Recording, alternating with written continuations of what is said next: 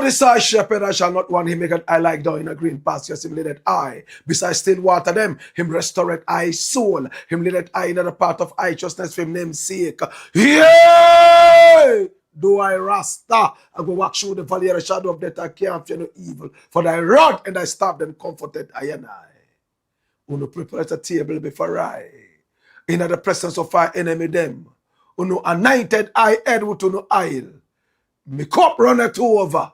Surely, goodness and mercy, I go follow I all the days of my life. Me I go dwell in the house of the Lord God. Jah, kadama way, go my way.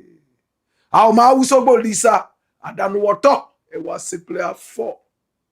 I want you more. Oh, you all adon. This is the Black Pot, aka Kukushonemo, where we speak truth to power. Here we don't criticize, but if we must, it would only be on one condition: to build and not to destroy. That is why we keep saying we are in the service of God and country. Again, here we are not neutral, and we have never claimed to be, because we are not.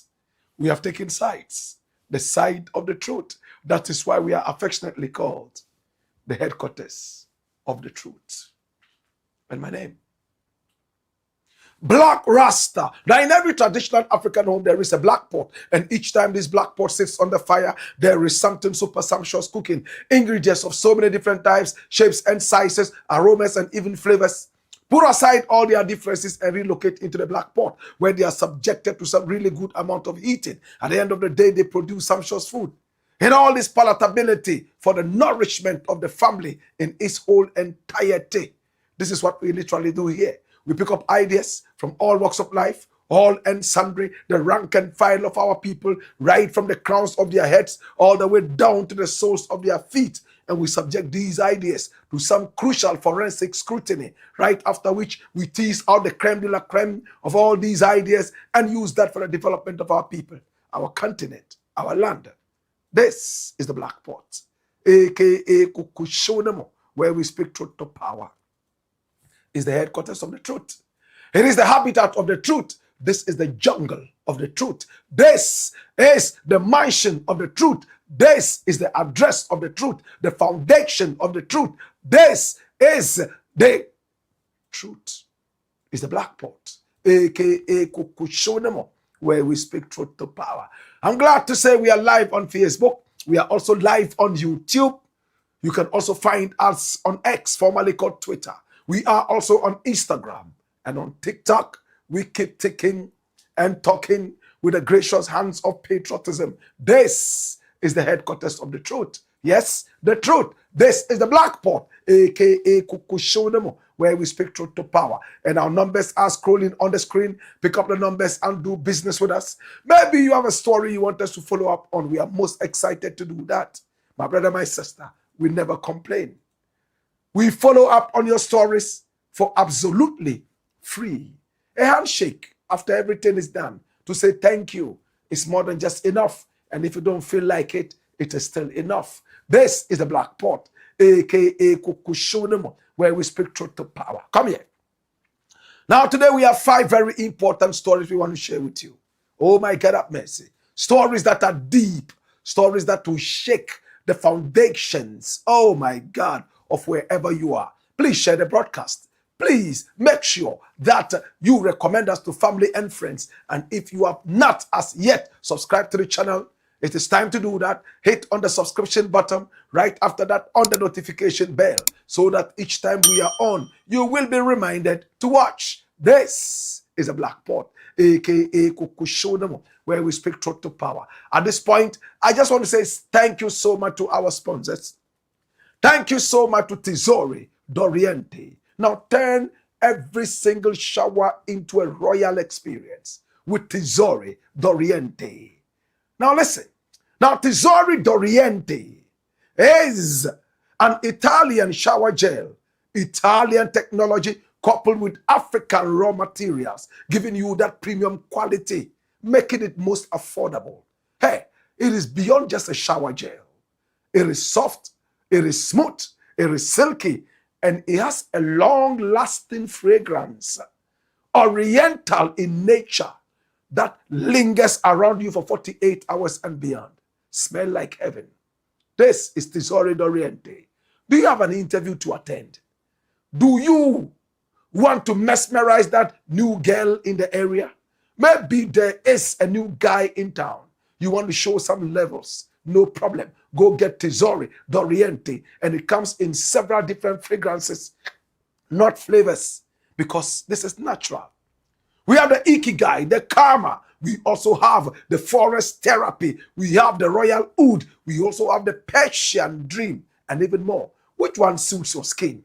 Now, it is so easy to use. You pour a little bit of Tesori Doriente in the middle of your palm, shake the bath water, and see how rich the lather, the foam gets. Allow it to nourish your skin. Oh gosh. Allow it to take out the dirt from your skin, get into your pores, and nourish you with proper vitamins. Oh my God.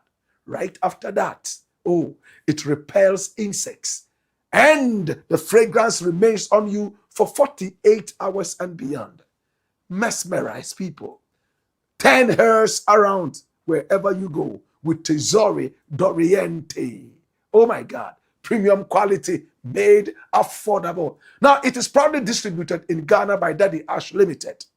For bulk purchases and inquiries, call Daddy Ash Limited on 0244 772599. That is 0244 772599. This is Tesori Doriente. Oh my God. Turn every single shower into a royal experience. It's a Blakk Pot, aka Kukushodomo, where we speak truth to power. We are also sponsored by the kind courtesy of Millennium Insurance. Now, Millennium Insurance is your trustworthy partner. I got good news for you. Hey, it's not every insurance that is an assurance. Some insurance may pretend to cover you like a plaster, but ultimately it is a disaster. That is why I am introducing you to Millennium Insurance, your trustworthy partner. What kind of insurance do you require? The motor insurance policy, Millennium is the answer. Hey, you are traveling, no problem. Go get the Millennium Travel Insurance. We will take you in and bring you back safely and make sure you enjoy your trip. Hey, personal accident and group personal accident insurance, 24/7, you are covered. Disability and even death. Oh, my brother, you are covered. Hey, visit our sales portal right now at sales.millenniuminsurancegh.com, and our numbers are on the screen. Pick up the numbers and make sure that you get closer to your trustworthy partner. Now, in times of natural disasters, and remember, nobody is a preserve of calamity. Calamity can visit anybody at any time, but you have to be prepared when this unwanted stranger comes around. You know what to do? Hey, Millennium Insurance is the answer. What kind of calamity is it?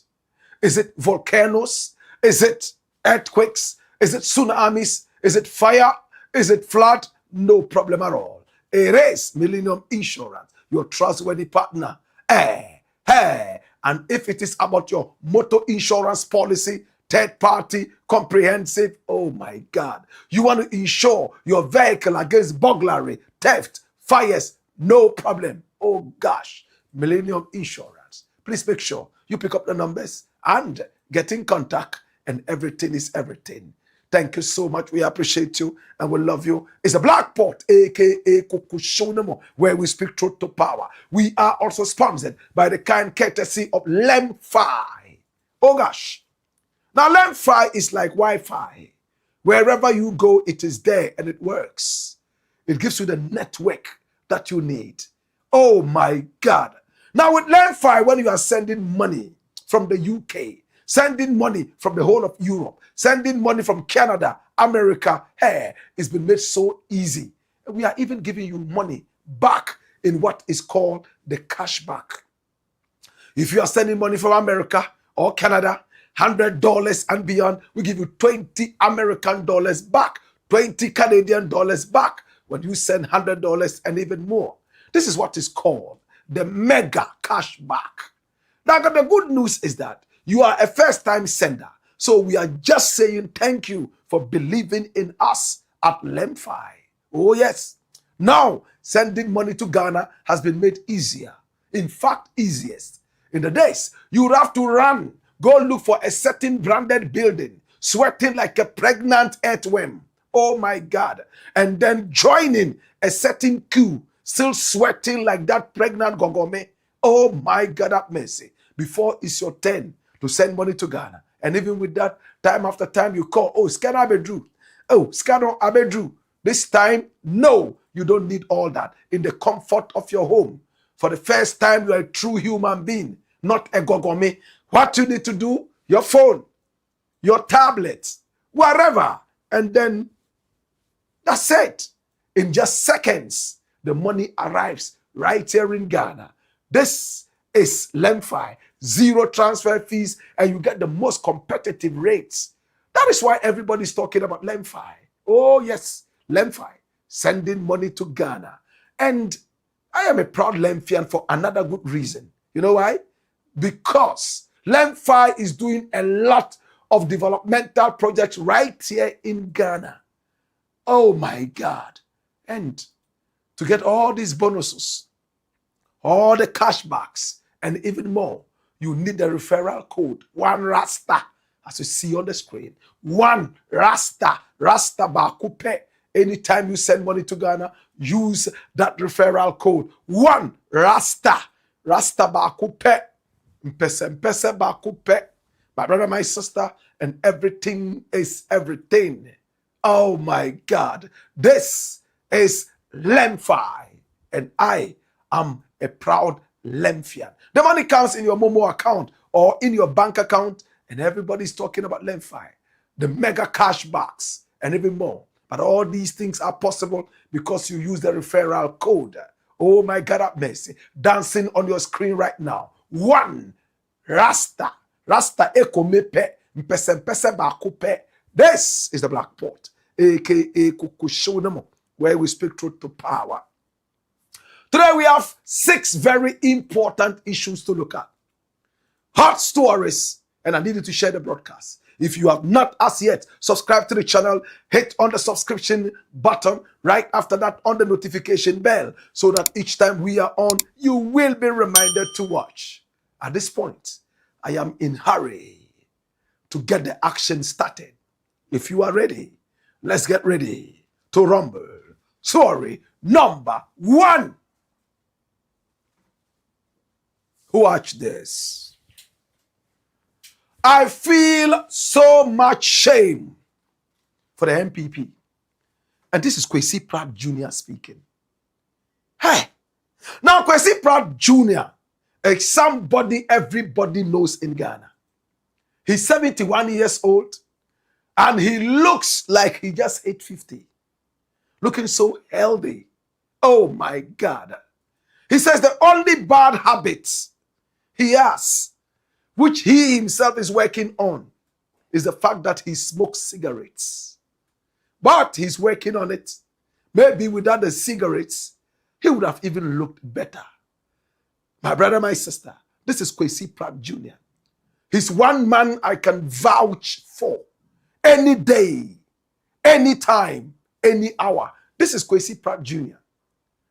In fact, he is the editor general, better say the editor-in-chief of a newspaper everybody respects in Ghana, the Insight newspaper. This is KWESI PRATT Jnr. He's a crazy Nkrumahist, and when he speaks his mind, he doesn't look back. He doesn't care about shadows lurking in the dark. Neither does he care about footsteps that are trailing him. One time, he said The day that I would employ a bodyguard, that is the day I am going to die. The words of KWESI Pratt.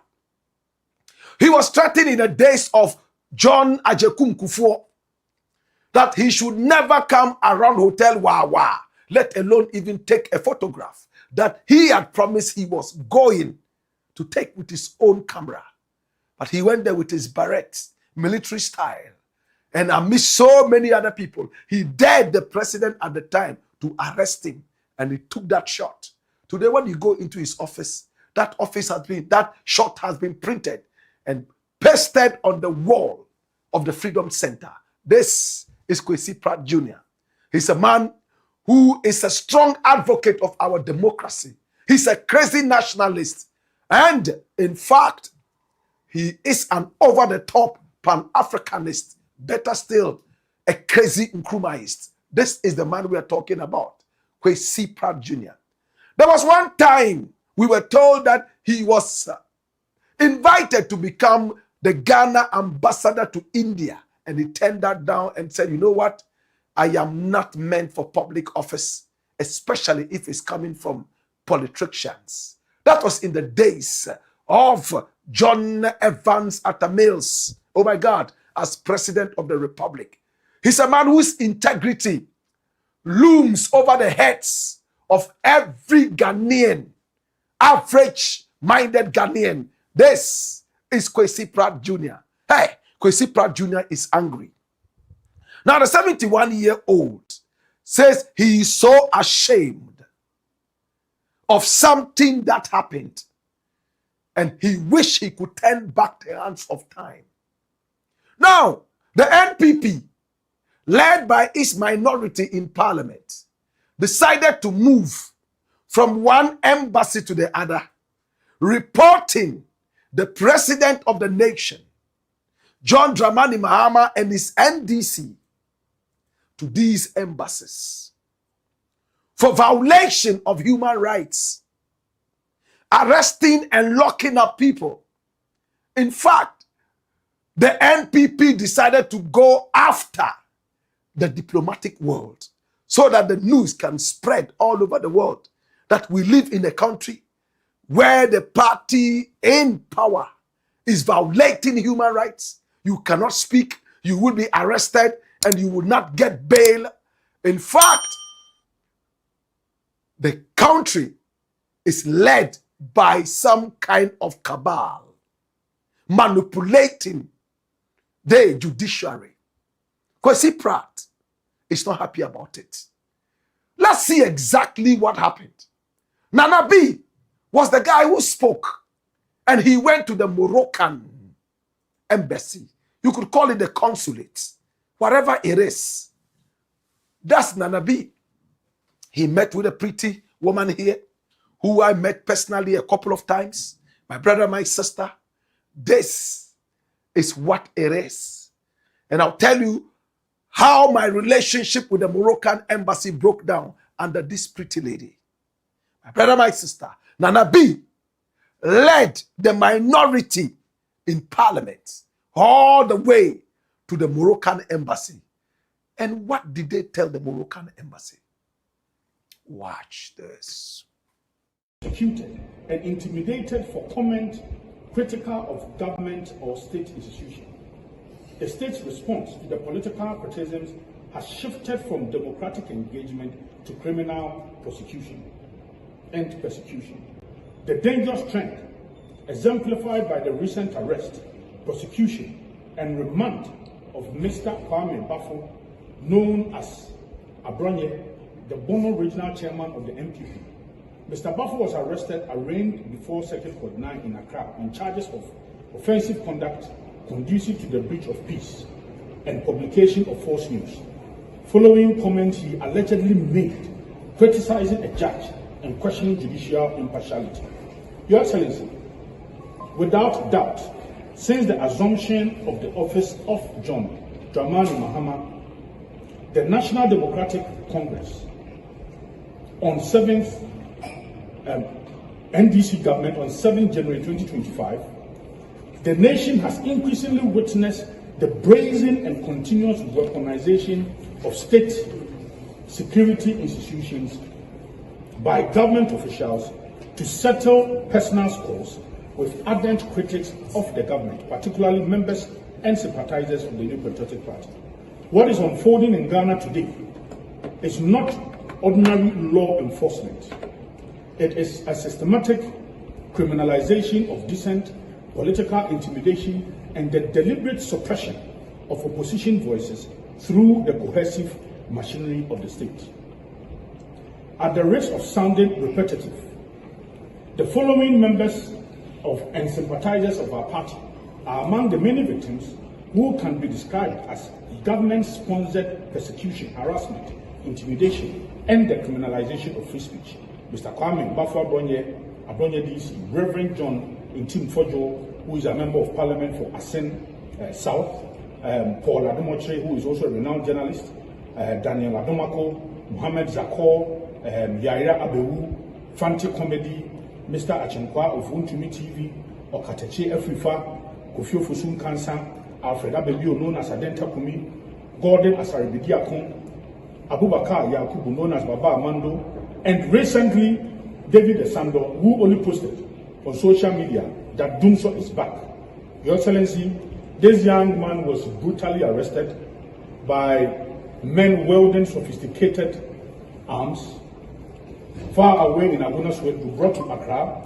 The following day, the party searched everywhere. We combed everywhere for this young man. We went to every state institution, only for us to be told around 5 his whereabouts. Profound constitutional questions regarding the legality of the detention itself. Selective justice and political double standards. The selective and partisan application of the law has become impossible to ignore. While opposition members are swiftly arrested, detained, and prosecuted for allegedly speech offenses, members and officials associated to the governed National Democratic Congress who engage in similar or more egregious conduct are routinely ignored by law enforcement agencies. The NPP formally petitioned the Ghana police concerning the violent conduct threat allegedly perpetrated against some senior party officials during some of our by-elections. We just had the Akotia by-elections. And this is Nana B. That's how they call him, Nana Boache. His father was Boache Matres, who in the days of Rawlings was so harassed. His factory closed down. And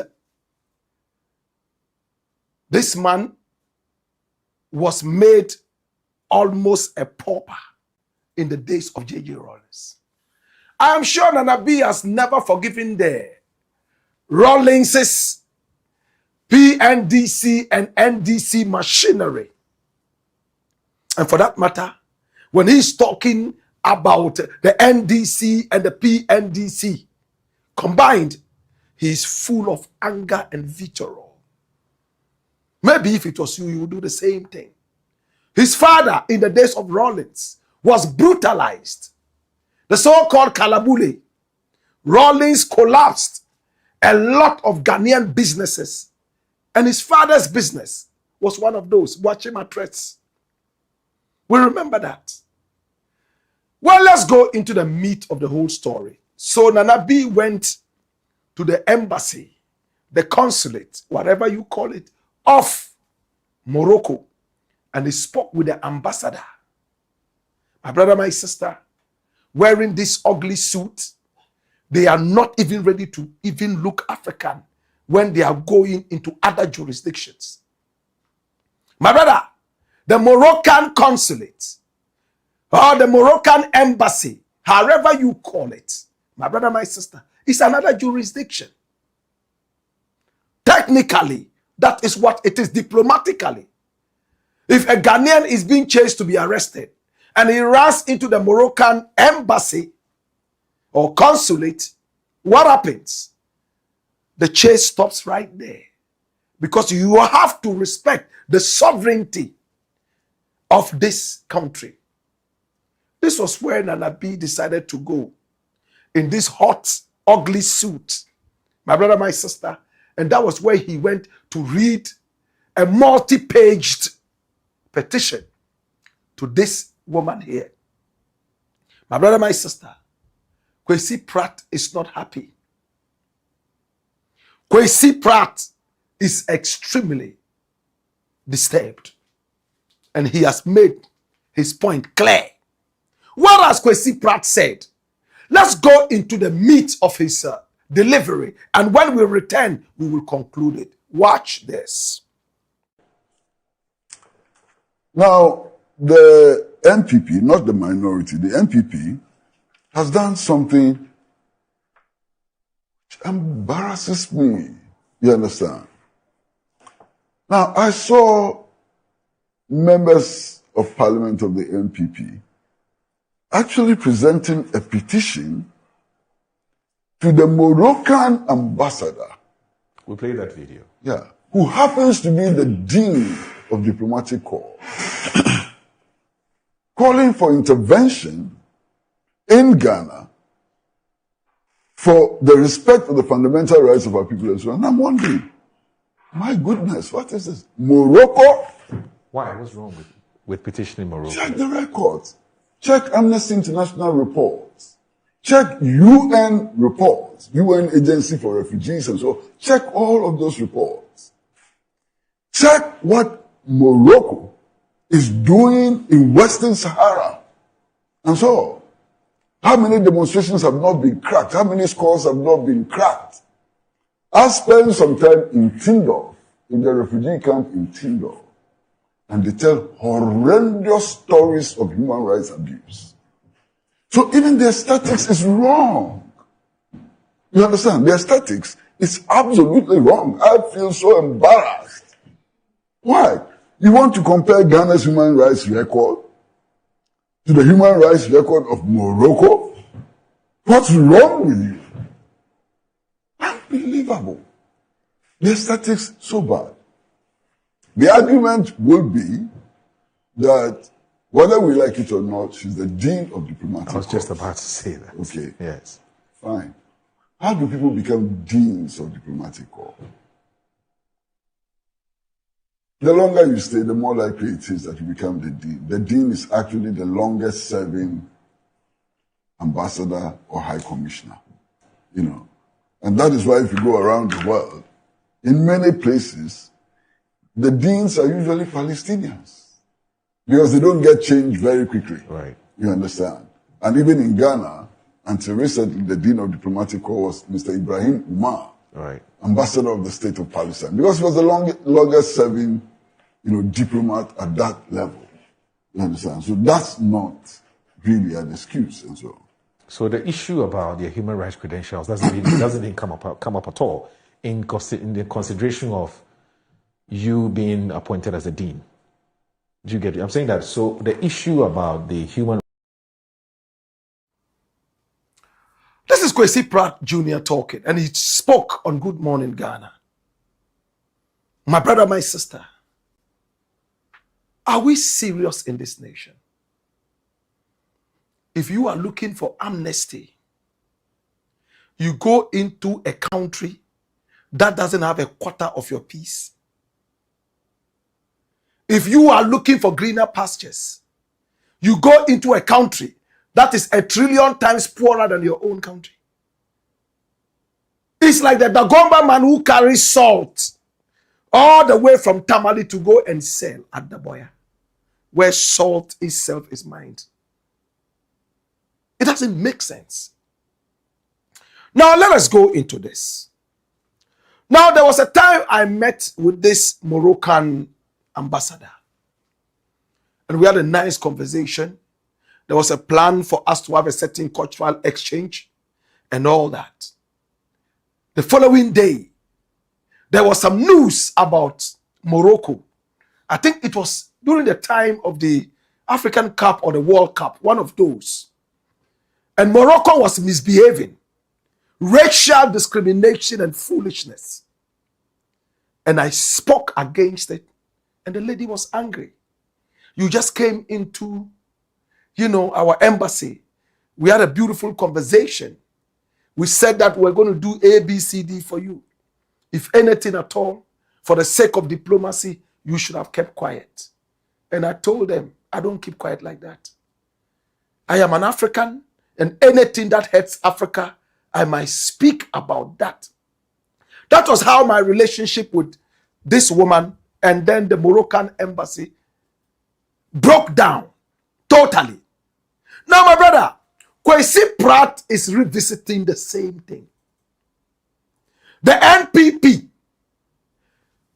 when they see that somebody has a lighter skin, for them, that is God for them. When you look at the history of the NPP, even before the NLM, my brother, they have always been worshippers of light skin, the British.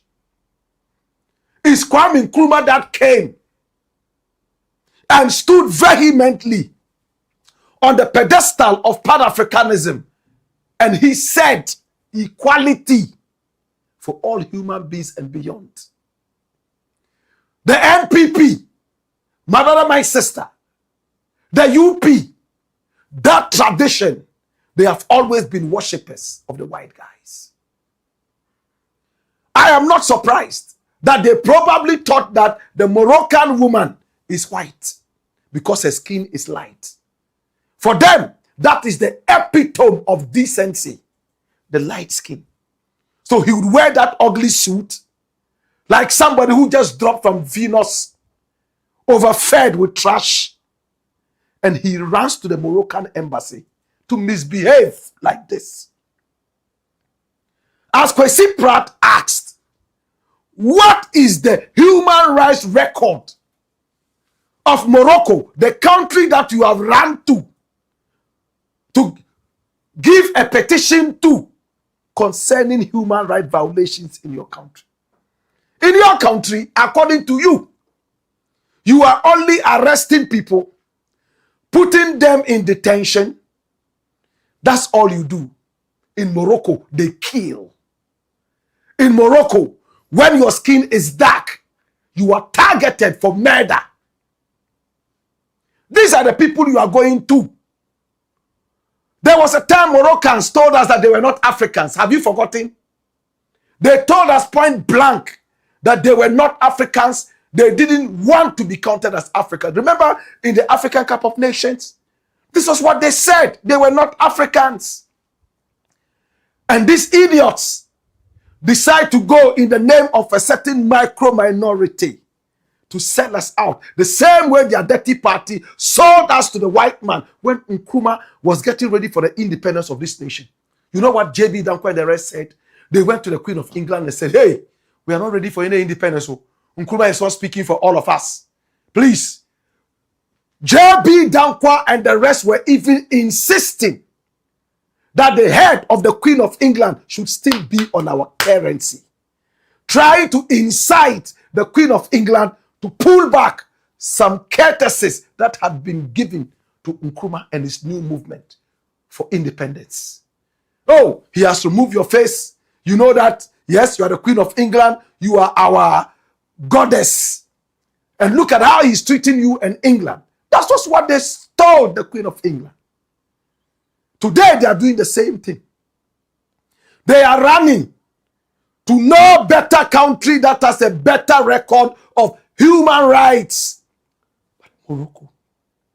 Can I run your dossier so you get to know the human rights history of Morocco? Run it. Run the dossier and see. Human rights organizations and international bodies have widely documented grave atrocities, underline the word grave. These guys are semi-illiterates. They don't even understand what it means to say grave. Grave atrocities, abuses, and human rights violations committed by Moroccan authorities against sub-Saharan African migrants, refugees, and indigenous populations.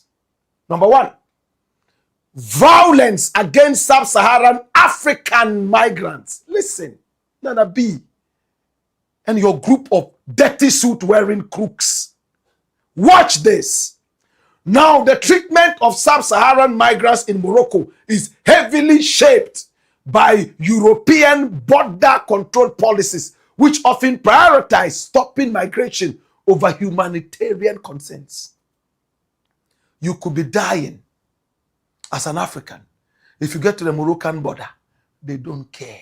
You are black. You are next to a pet. The Melilla massacre, and I need you to open your ears. This was not in AD 62 or 62 AD. On June 24, 2022, only 4 years ago, an estimated 2,000 African migrants and refugees, many from conflict zones like Sudan. Are you listening? Are you listening? 2,000 African migrants and refugees from what? Conflict zones. They were actually refugees. Attempted to scale the border fence between Morocco and the Spanish enclave of Melilla. The coordinated response by Moroccan and Spanish security forces resulted in a devastating loss of lives, with human rights groups recording at least 37 deaths and dozens of disappearances. Investigations, including those by the BBC News and Amnesty International, revealed that Moroccan forces beat and tear-gassed unarmed migrants in enclosed spaces and failed to provide medical assistance for hours. Tear gas in enclosed places. You monkeys, you are here, threw tear gas in there, locked all the windows and left them there to be asphyxiated. Mass raids and deportations. Human rights watchdogs consistently report security forces violently raiding informal migrant camps, destroying belongings, and conducting mass arbitrary arrests.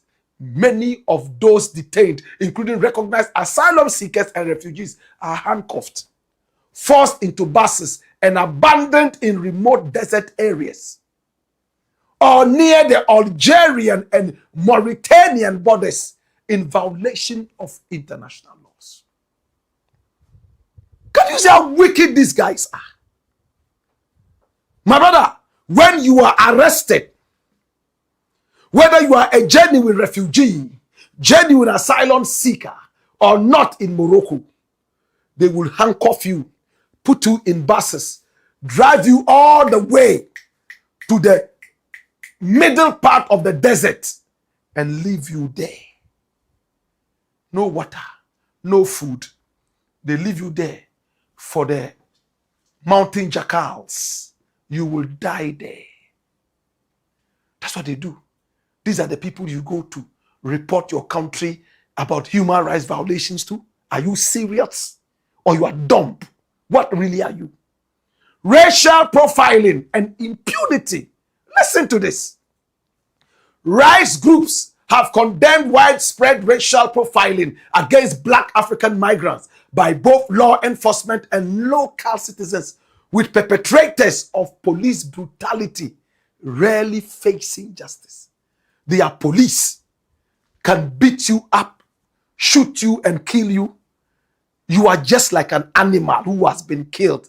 No law holds them responsible. That is what this is saying. Now, there's a place called Western Sahara, the Sahrawi Republic. Morocco is not allowing them to break away. Morocco is visiting them with danger, harm. These are the people you are going to talk to about human rights violations of your country. Are you serious? Or you are illiterate of the happenings of the world? Morocco's long-standing occupation of Western Sahara has also resulted in severe, systematic human rights violations against the indigenous Sahrawi people. Peaceful demonstrations advocating for self-determination are routinely broken up by Moroccan forces, with activists subjected to arbitrary arrests, beatings, and enforced disappearances. Do you know what that means? You will disappear. They are good at that. These are the people you report your country to. on human rights violations. Numerous Sahrawi human rights defenders and journalists are serving lengthy prison sentences, often handed down after unfair trials, relying on confessions that the defendants claim were extracted under torture. That's what we call duress. My brother, we can go on and on and on and on. Institutional response and accountability. While Morocco established the Equity and Reconciliation Committee to look into historical human rights abuses, international organizations have criticized the country's ongoing use of blanket immunity for its armed forces. You know what that means? Blanket immunity. Armed forces can do anything at all. They are immune. Nobody can take them to court. They can kill, they can slaughter, they can finish you. Nobody can ever take. That's what is called blanket immunity for armed forces. The African Union and various UN experts have repeatedly called for transparent and independent investigations into border violence, but accountability remains severely lacking. You get up with your ugly, dirty, smelly, oversized suit. Then you go and stand in front of these jackals and sell out your country. Mahama is doing this. You think you are doing politics.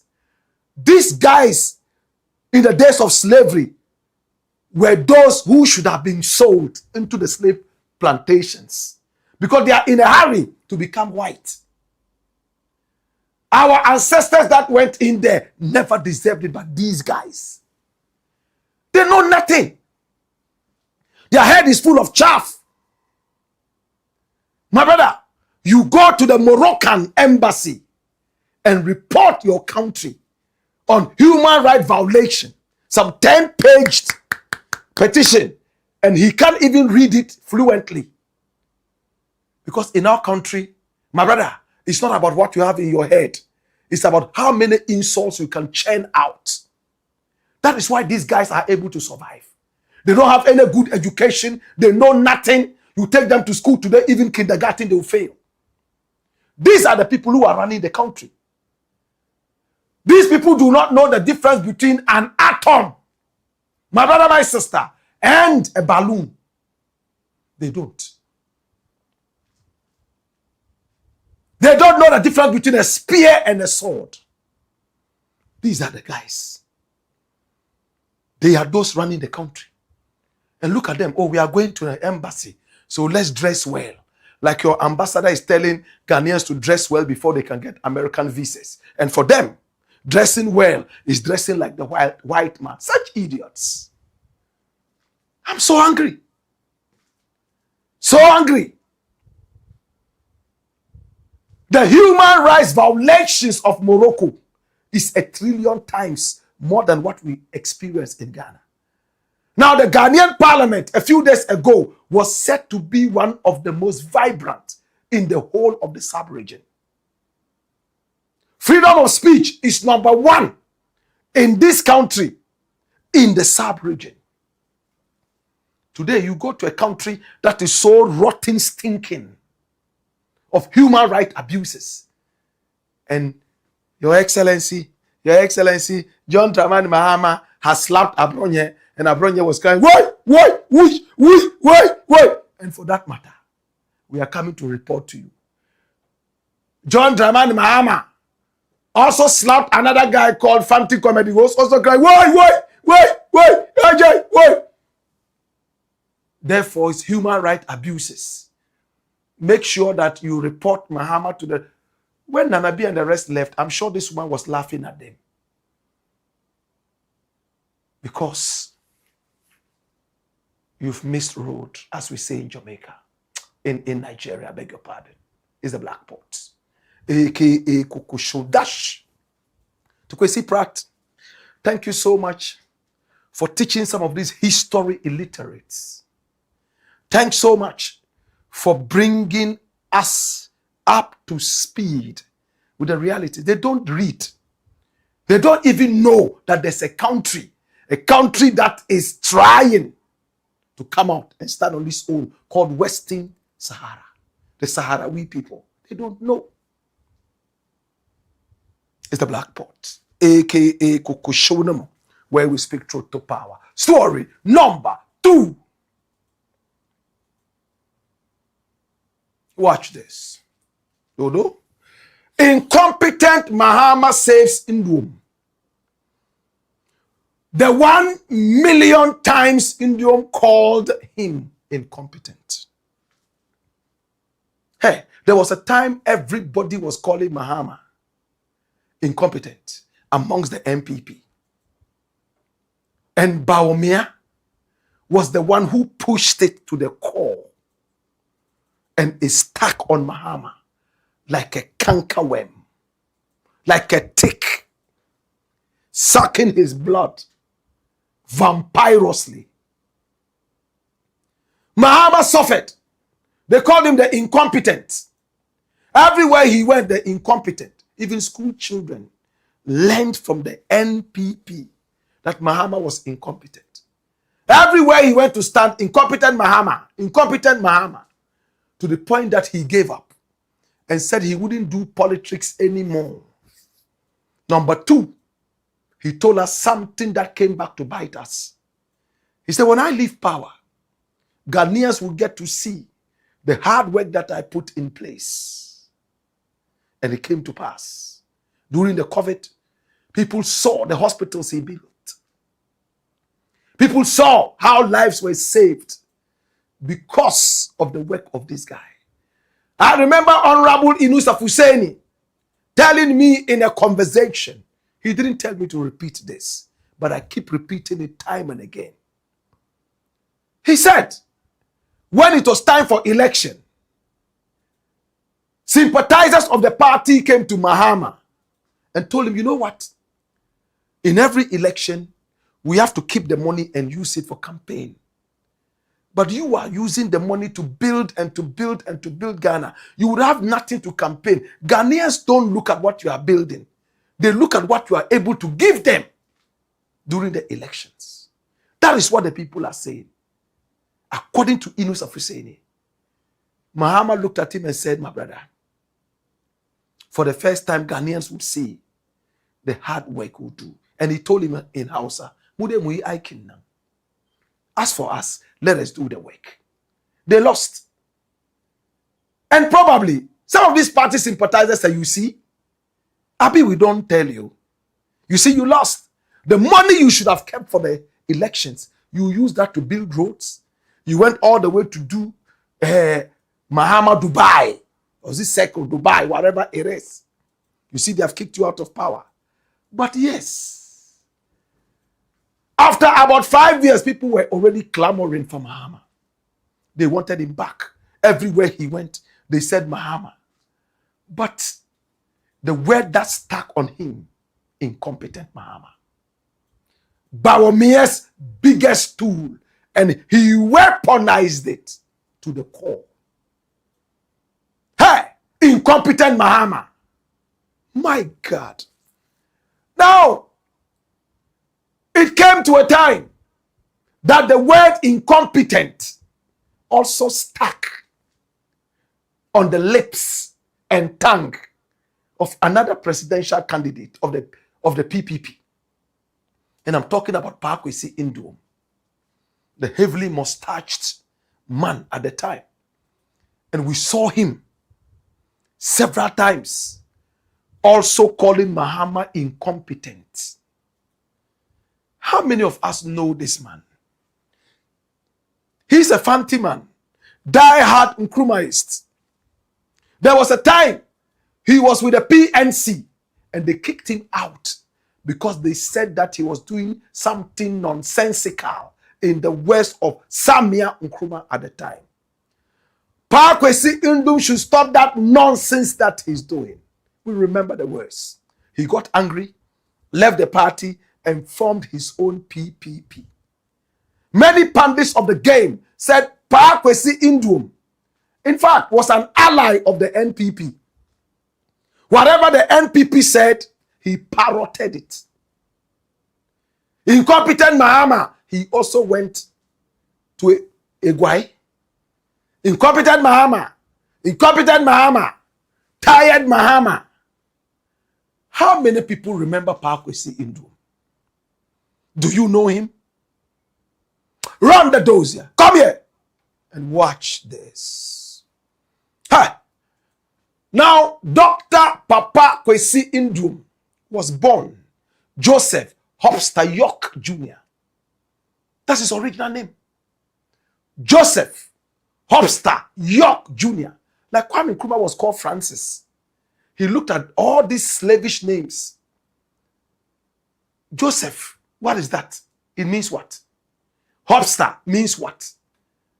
On the day of judgment, when your name is mentioned, they will expect a white guy to appear.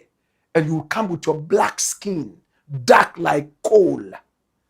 You will be thrown into hell because you are a fraudster. How can you have the name of a white man when you are black?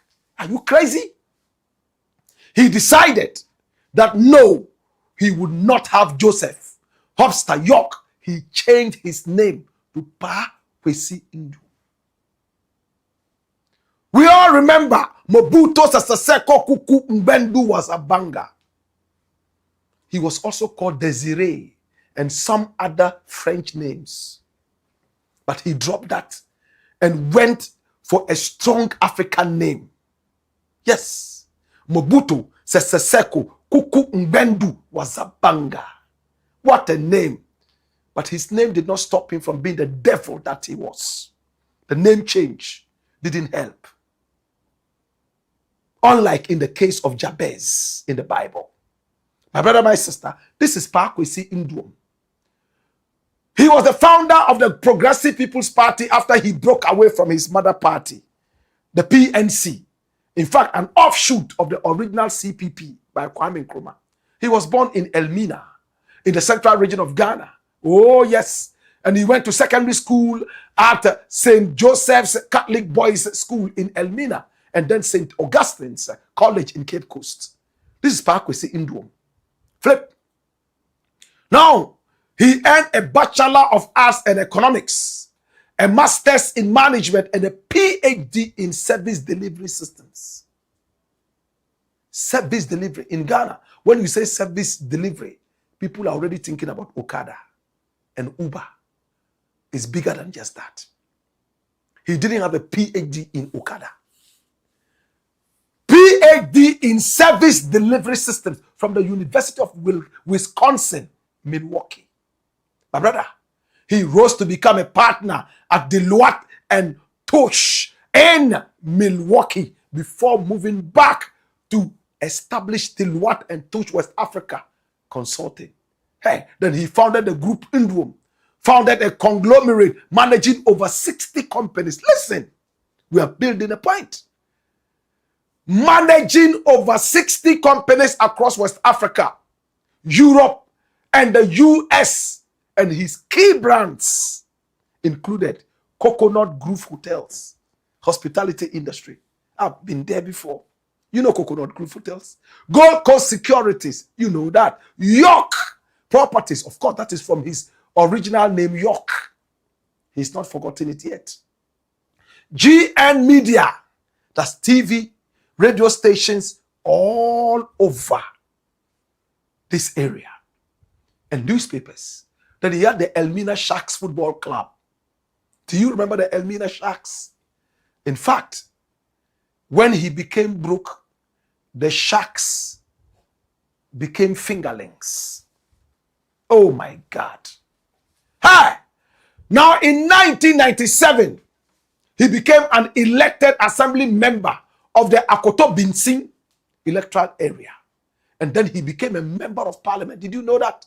He won the Commander Edna Agwafo-Ebrim, KEEA, constituency seat in 2004 under the Convention People's Party, the CPP banner. 1997 Assemblyman, 2004 MP.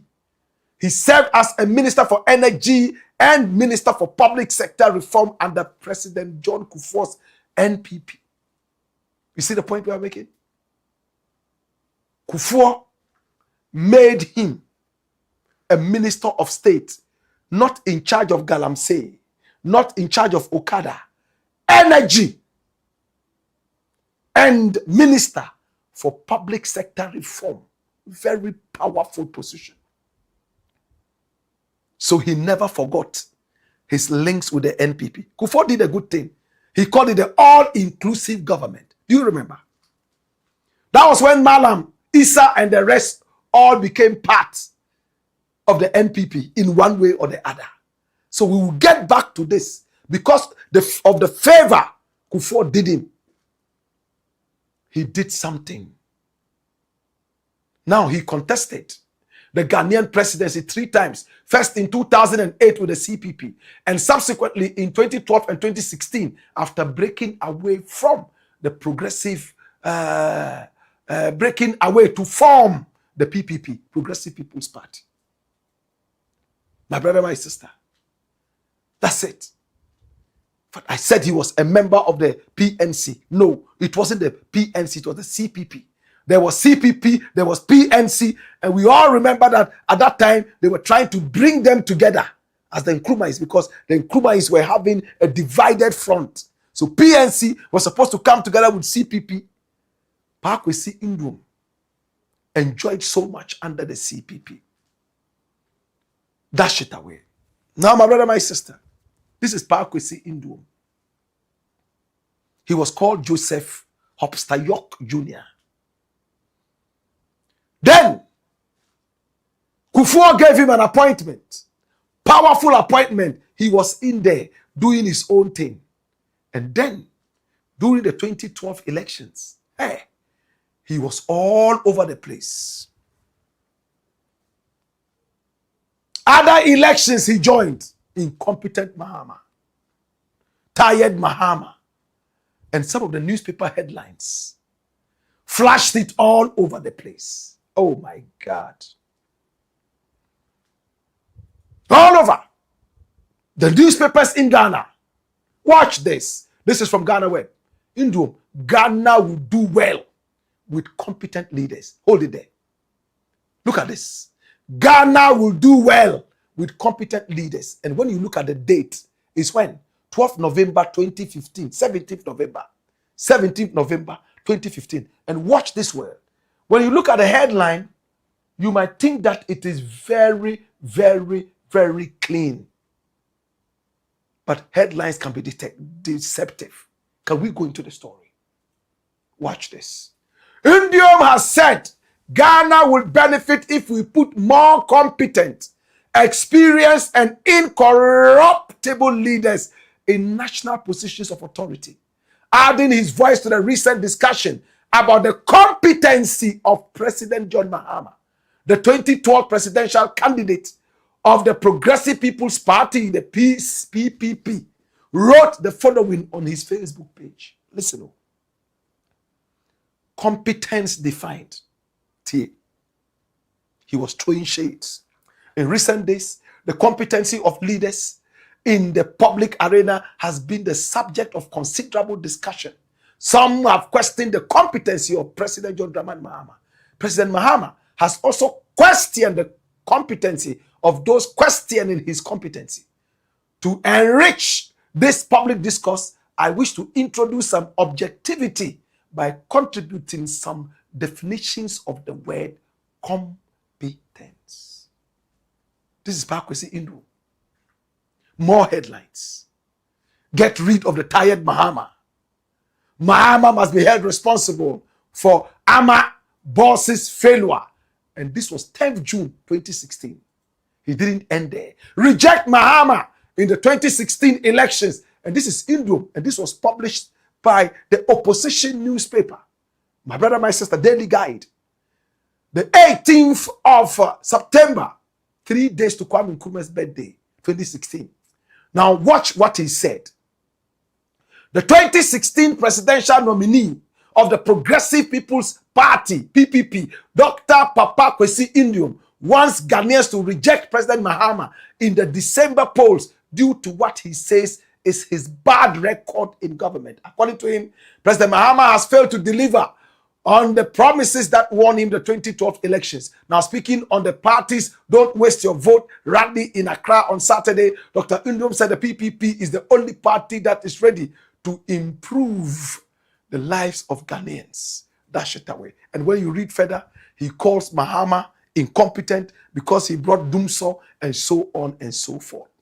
At the time, this was the trump card of the NPP, a party that gave him an offer under AKUFO to become energy minister. He knew there was no way he was going to even get 2% of the votes. So he would rather give the 2% to the NPP. This is KWESI NDUOM. This is what he looks like now. Because poverty slapped his cringing brows. When Nana Addo came into power, they don't show NPP, as we say in Nigeria. You know what happened? They collapsed his banks. The GN Bank. Under mysterious circumstances. This was the People's Bank. Nice bank. There are so many branches all over Ghana.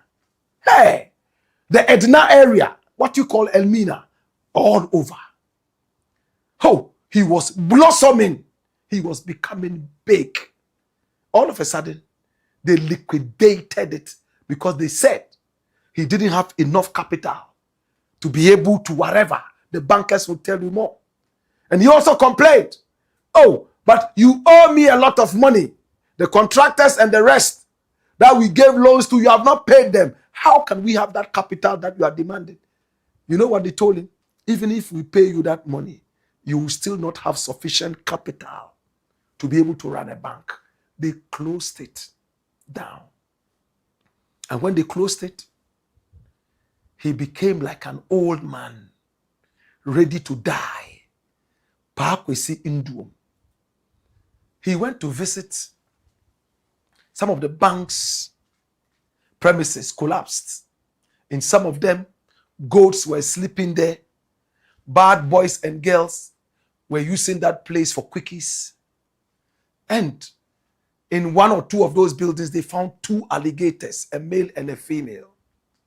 My brother, look at what the NPP did to this guy.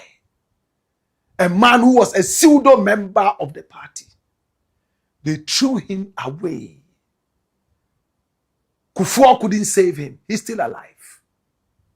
Nana Addo did not care about him. His properties deteriorated. Oh my God. KWESI NDUOM became like the pauper that he was never supposed to be. People cried that the GN Bank should be brought. So he went to see John Dramani Mahama. And he went down on his knees, begged him, and told him, sir, I know I've said so many bad things against you. It was all politics. See me as a prodigal brother, because I am too old to be your son. Please. I know you are going to win the elections because my party, the NPP, has failed. When you come, please let justice be delivered to me. Mahama said, of course, yes, I will. And when Mahama came into power, the matter went to court. The judiciary sat on it and realized that the NPP had dealt this man a terrible blow, destroyed his business, and they gave him back his license. Court of Appeal orders BOG to restore KWESI NDUOM's GN license and assets. Not just the license, the assets. And sadly, some of his offices right there in the Elmina area, the moment they collapsed the bank, Ken Ofori-Atta used part of the buildings as his office, personal office. The man who collapsed the GN Bank. Today, Ken Ofori-Atta himself has run away, that his own country is his enemy. Today, my brother, my sister, we decided to tell you this story of politicking with the lives of the people. My brother, in Ghana, we are no longer real. Realism is not part of us anymore. It's all politicking. Hey, they see the truth, but that is politically incorrect. They prefer political correctness to realism, my brother, my sister, and integrity. That's why KWESI NDUOM became like a man sick with leprosy, like in the days of Prophet Elijah. Maybe he needed a bath in the Jordan to heal him of his leprosy. And that bath was made possible by John Dramani Mahama. Thanks so much to the incompetent Mahama. The incompetent Mahama who saves souls. The incompetent Mahama who is ready to forgive. The incompetent Mahama who will look at the law. The incompetent Mahama who looks only at Ghana. To God be the glory. Is the Blakk pot, aka Kukushonamo, where we speak truth to power. Story number 3. Watch this. See the AKUFO-ADDO letter to RAWLINGS that shocked the world. Hey, my brother, these days Ghanaians are digging so deep after the arrest of Abronya DC and a couple of others, and the fact that the NPP claims this has never happened in any democracy. People are digging deep and bringing out things. Ghanaians are beginning to read. The average Ghanaian hates to read. Sometimes when I see these boys on the street selling books, I understand why they left the bookshops and they are now on the streets, virtually forcing their wares on the non-reading Ghanaian populace. Sometimes I buy the books, even if I've read them before, just to give to people to read. My brother, my sister, Ghanaians are going deep and looking at the political history of Ghana, and things are beginning to resurrect. Can I tell you something? Now, Nana Arodankwa Akufo-ADDO served under J.A. Kufuor, and the two of them came together to make the rule of law a figment of the Ghanaian imagination. This man is supposed to be a lawyer. Kufuor is supposed to be a lawyer. But they threw away the law and called it an ass, maybe an asshole, and did whatever they wanted. Over the weekend, Inusa Fuseni, who was a minister of state under John Dramani Mahama and beyond, an MP who decided that he would not run as an MP anymore, was on a talk show. Not just any talk show, but a talk show that is hosted by my own good brethren, Samson Ayenini Esquire. My brother, my sister, on Joy News. And he spoke vehemently passionate.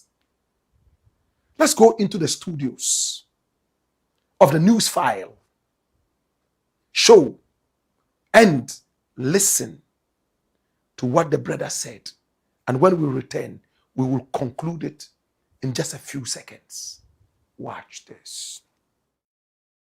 Because you see, for a very long time, we lawyers had believed that the restriction of bail to people charged with murder and treason was justified because the crimes were so heinous. Until Martin People went to court and said, it appears that we are misreading the law. So it's not about free speech.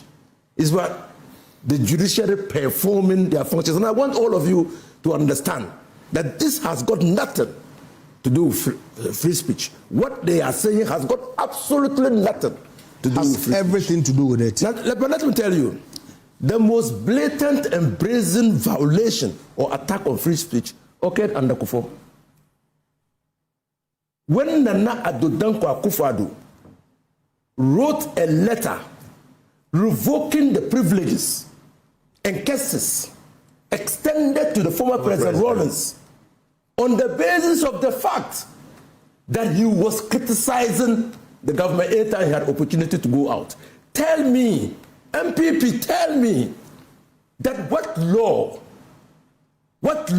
did Nana AKUFO-ADDO rely on to revoke constitutional privileges? What law? Was it not unconstitutional? Was it not unlawful? Was it not reckless? But he did it. He did it. Now I can tell you, you remember E.T. Mensah at 37 Military Hospital? You remember? What did he say? The thing has worked. That made E.T. Mensah sleep. E.T. Mensah was a sitting member of parliament. You recall? Of Ningo Prapra. And the former minister of state. He slept at the BNI cells. It has worked. That was enough to get him there. Do you remember Jijote? Yeah, I remember the name. I've forgotten what it was about. A social media commentator. Yes. Who, because of the arrest that was happening in this country, said NPP must be careful because this could make the country degenerate into chaos. She was arrested and she slept in police cells. Come back to Nana AKUFO-ADDO's time. Do you remember KWESI? What did KWESI say? What did he say?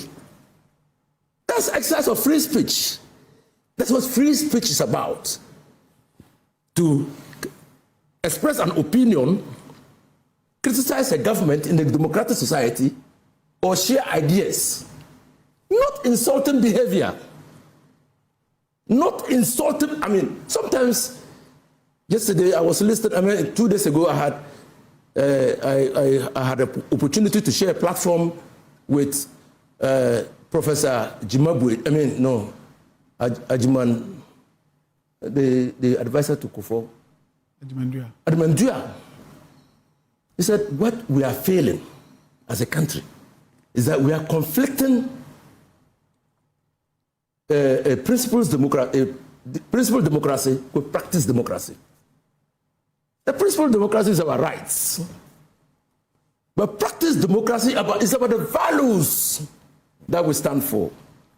And that it appears to him that we have failed, refused, or neglected to imbibe or infuse our peculiar circumstances and values into our democratic practice. Tell me, which society will anybody get up and insult a leader with a cause?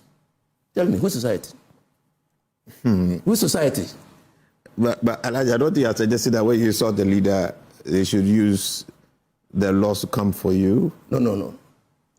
The law. It's only a chief. It's only a chief that's a crime. No. For chiefs, you don't even have to open your mouth. Sign language that shows you are insulting a chief with even dance. I'm just it's in our laws. You go to jail for 3 months. The law is that the free speech is undergirded with public policy, public morality, and and that has evolved to include hatred. Yeah. Okay? And harassment, hate speech and harassment. That's what I'm saying. Then when you are insulting somebody, which looks like you are harassing that person, let him continue his presentation. Now let him come. And then Nana AKUFO-ADDO.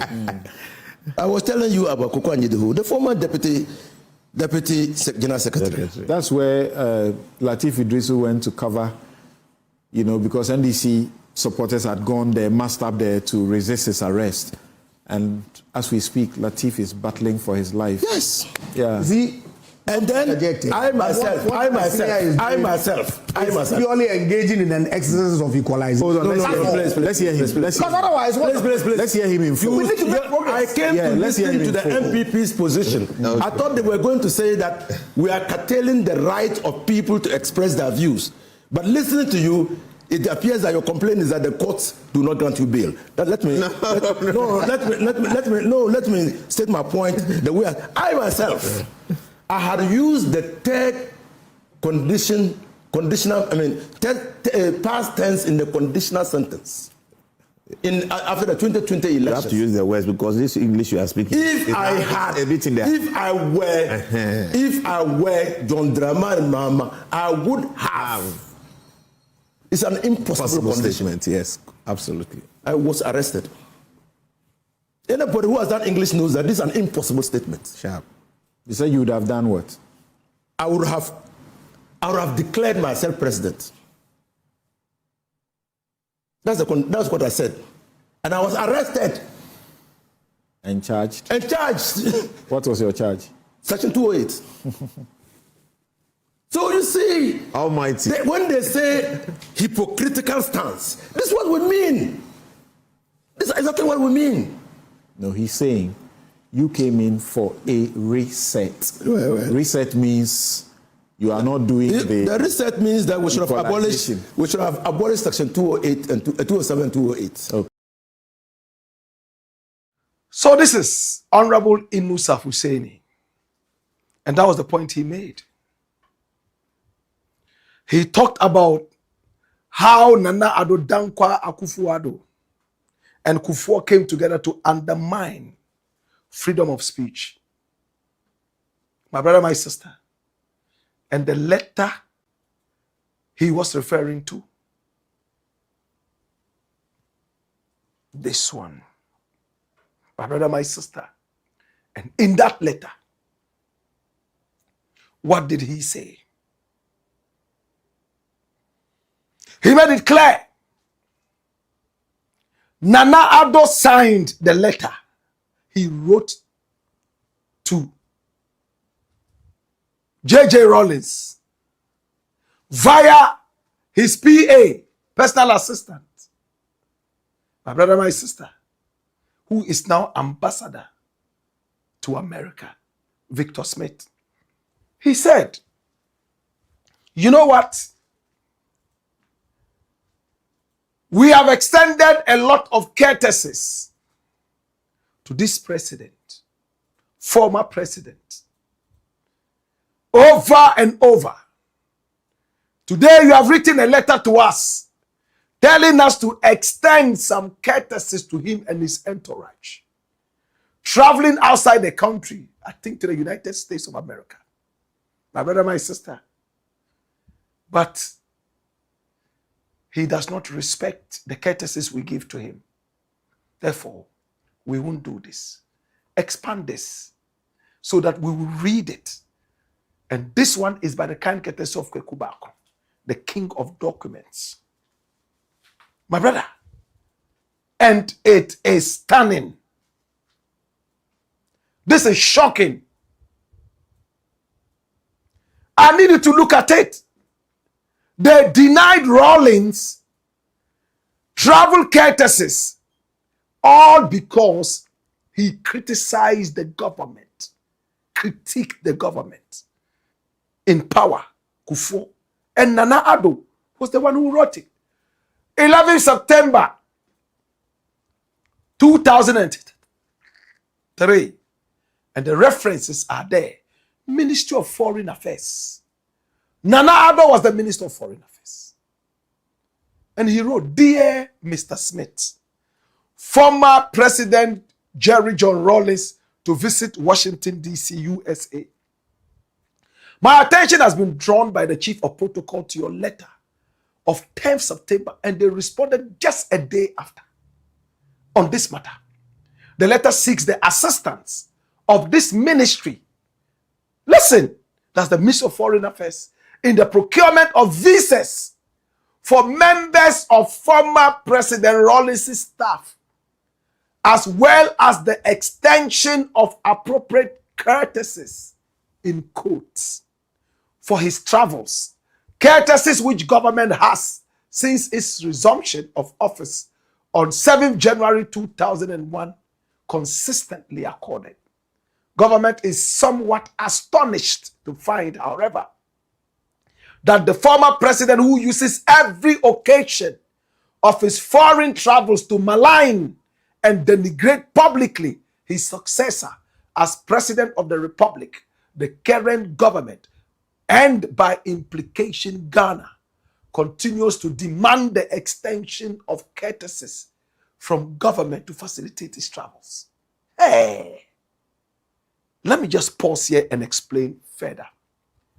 This point is saying that since we came into power, we have been helping you, giving you the courtesies that you demand.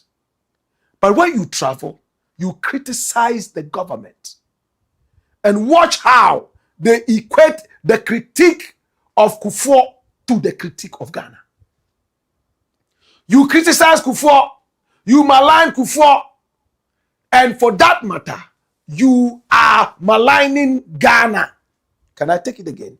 Government is somewhat astonished to find, however, that the former president, who uses every occasion of his foreign travels to malign and denigrate publicly his successor as president of the republic, the current courtesies from the current government, and by implication Ghana.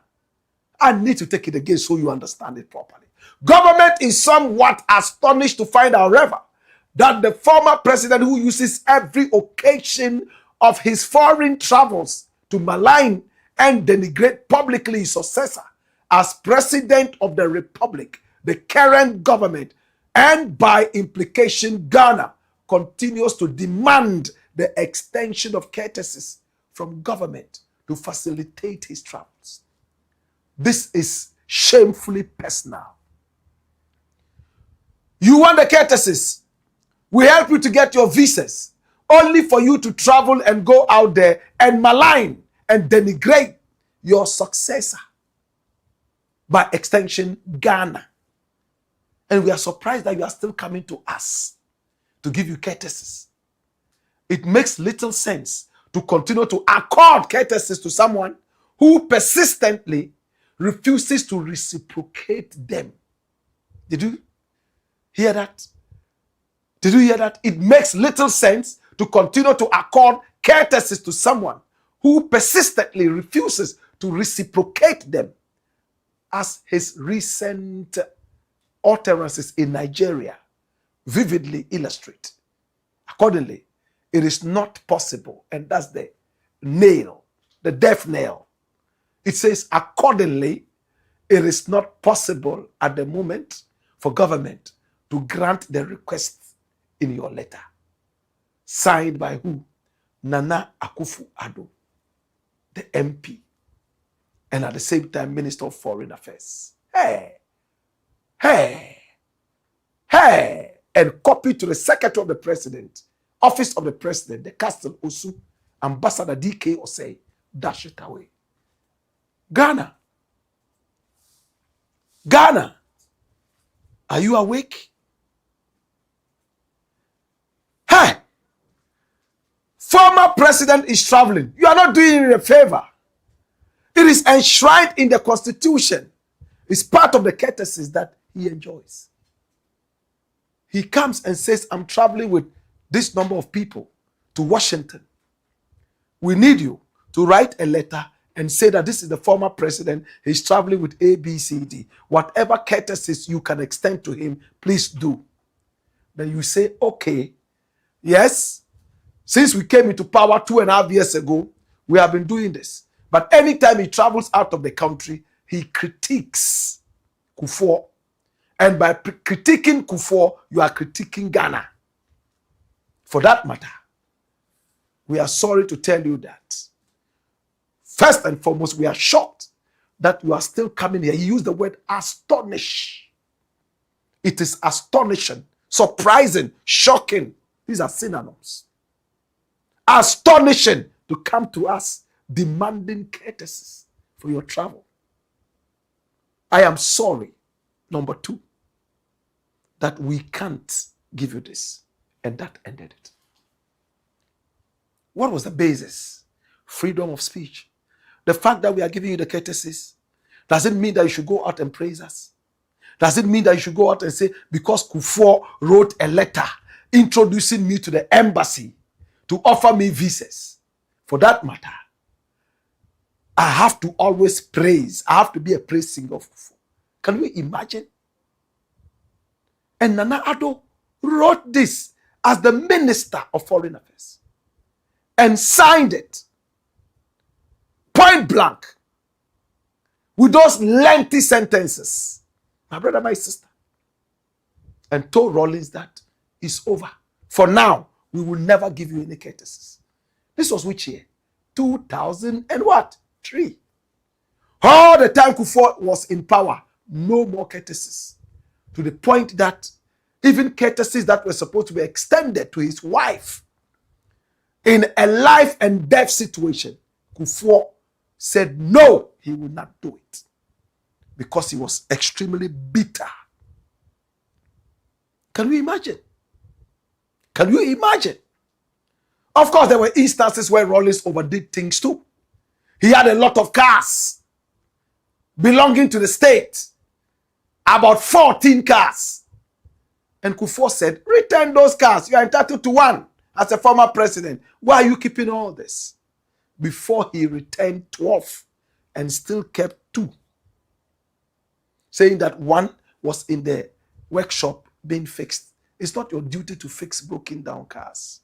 Return that to the state. They belong to the state. Yes, Rawlings had his own issues.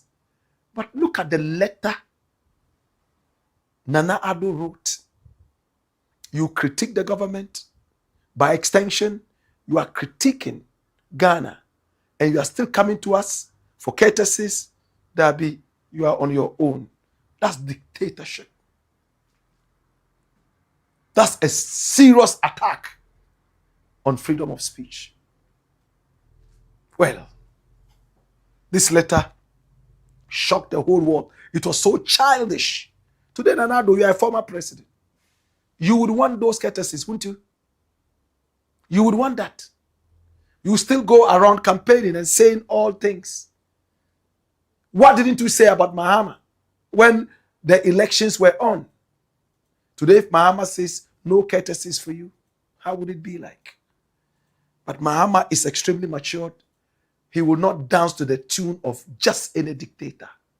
The way Nana Addo was dancing to the tunes of Kufuor, which was childish, so debasingly childish, is the Blakk Pot, aka Kokushodemo, where we speak truth to power. When we return, we got more. Hey ya, hey you, kai, white, wayo.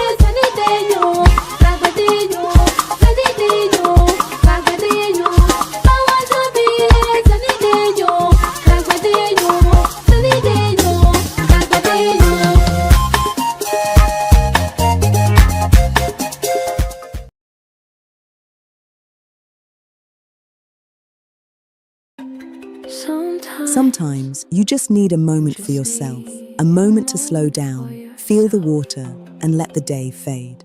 Tesori is more than just a shower. It's a moment of pure calm, smooth, creamy, and relaxing.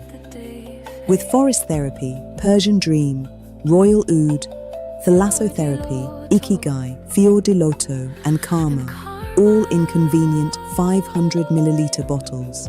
There's a Tesori scent to fit every mood, every moment, every kind of you. Feel the lather on your skin.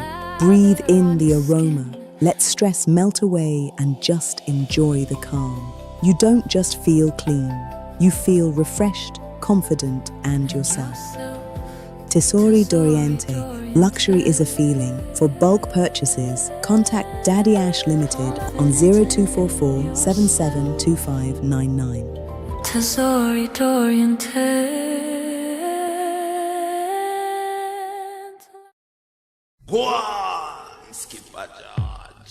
Blakk Pot, Kokushonama. It's the Blakk Pot, aka Kokushonamo, where we speak truth to power. Please share the broadcast. Like the stream. Yes, like the broadcast And if you have not as yet subscribed to the channel, it takes just 1 second. Click on the subscription button right after that on the notification bell. And that's all. You are subscribed. Each time we are on, you will be reminded to watch. We appreciate you and we love you. Our numbers are scrolling on the screen. Pick up the numbers and do business with us. If you have a story you want us to follow up on, we are more than excited to do that. Story number 4.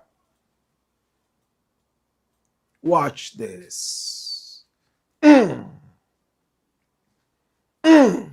Julius Malema reveals real sponsors of xenophobia in South Africa. Julius Malema reveals real sponsors of xenophobia in South Africa. Now, when we talk about xenophobia in Africa, South Africa is the #1 country that pops up in any search engine. They are now on the streets beating up people, and it's so embarrassing. It's grown beyond embarrassment to shameful. Now, whether you have papers or not, they don't want you. They say Africans are taking their jobs. If you are British, you are okay. If you are American, you are okay. They whip people on the streets, like you see here. And this guy walking there is an actor. My brother, my sister. And his name is interesting.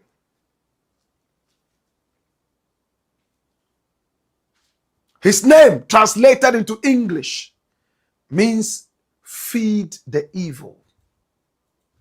He's leading a whole group of people, my brother, my sister, and they walk on the streets of South Africa, terrorizing people, asking everybody to leave the country. By the 30th of June, they say they cannot promise anybody safety in South Africa anymore. And the government is unable to do anything. Ramaphosa has spoken about this. And they have insulted him. Used unprintable words on him. If he's not careful, for the first time there will be a coup d'etat in South Africa. Because these guys have taken over the streets. And they say they outnumber the police. And the police cannot do anything. That is what this guy keeps saying. But the boss of the EFF, Economic Freedom Fighters, whose name everybody knows, Julius Malema, my brother, my sister, is this man here. He has led us into a big secret. The cat is out of the bag. Hey, he has shocked the whole world. Why is there xenophobia in South Africa? According to him, there's no xenophobia. What is in South Africa is sponsored gangsterism. It's not xenophobia. This is shocking. Let's go to South Africa and listen to this gentleman. And when we return, I will shock you even the more. Watch out for who he says is the sponsor of these gangsters taking over the streets of South Africa. Watch this. What do you make of them? It's clownish, stupid. There is no xenophobia in South Africa. It's just a group of charlatans, extortionists, disruptors, corrupt individuals who want to extort the foreign nationals. But is that not xenophobia targeting African foreign nationals? That's why it's not xenophobia. It's gangsterism, sponsored by government. The government is fully involved to distract our people from major issues. How can an ordinary person manhandle a man in front of the police? Because it's a crime on its own. Let's go and check the cases of rape. Who raped South African women? South African men. Who beats up South African children? South African men. Majority of the prisoners there is not Zimbabwe, it's not Ghana, it's not Nigeria. It's not DRC. It's South African men. And you've said about South Africa, we are still a traumatized nation and that trauma is real.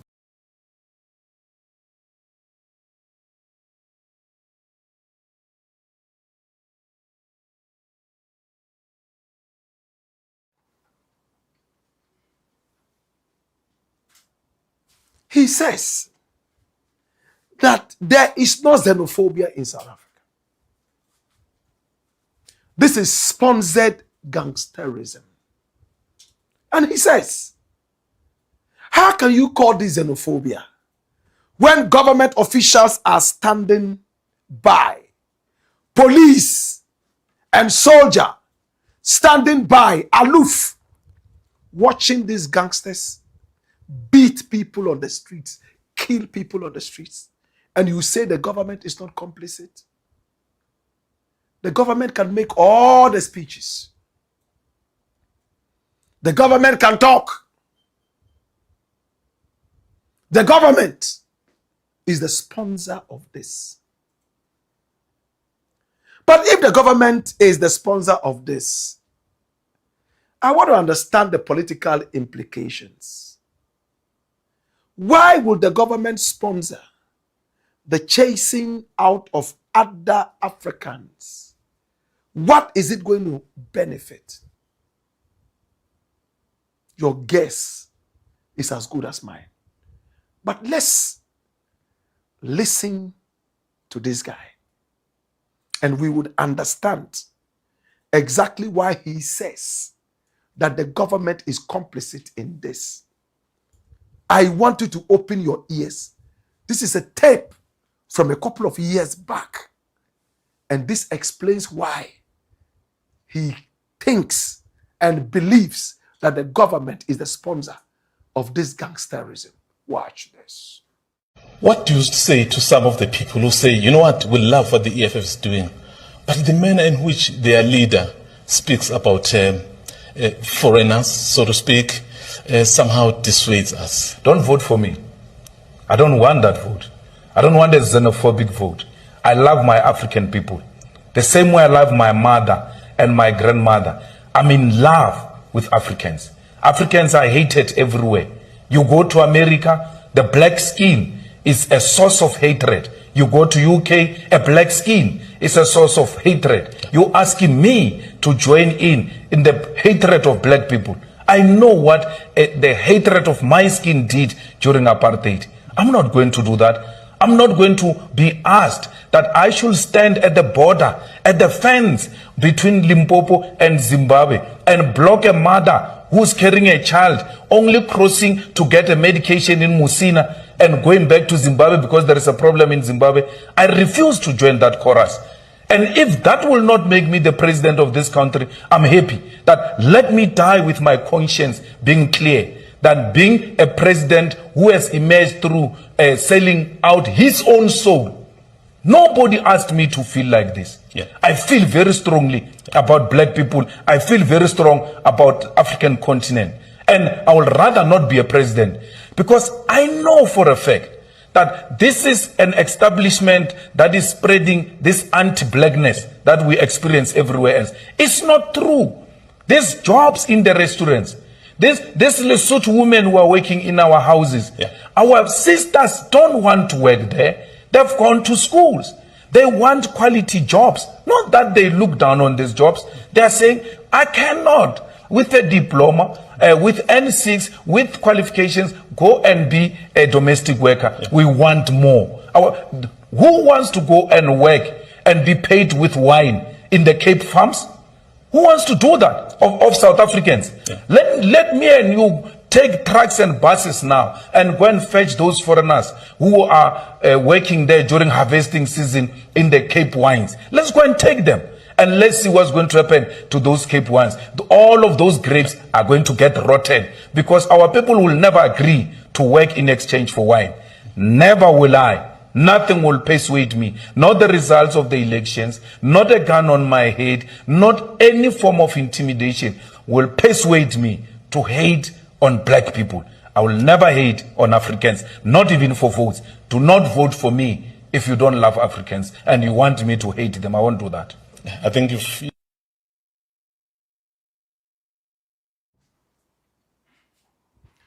do not vote for me if you don't love Africans.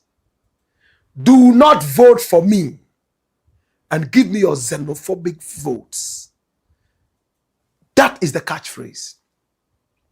In South Africa, the average South African in Soweto, and they are the majority, they want to have somebody to blame. They want to have an alibi.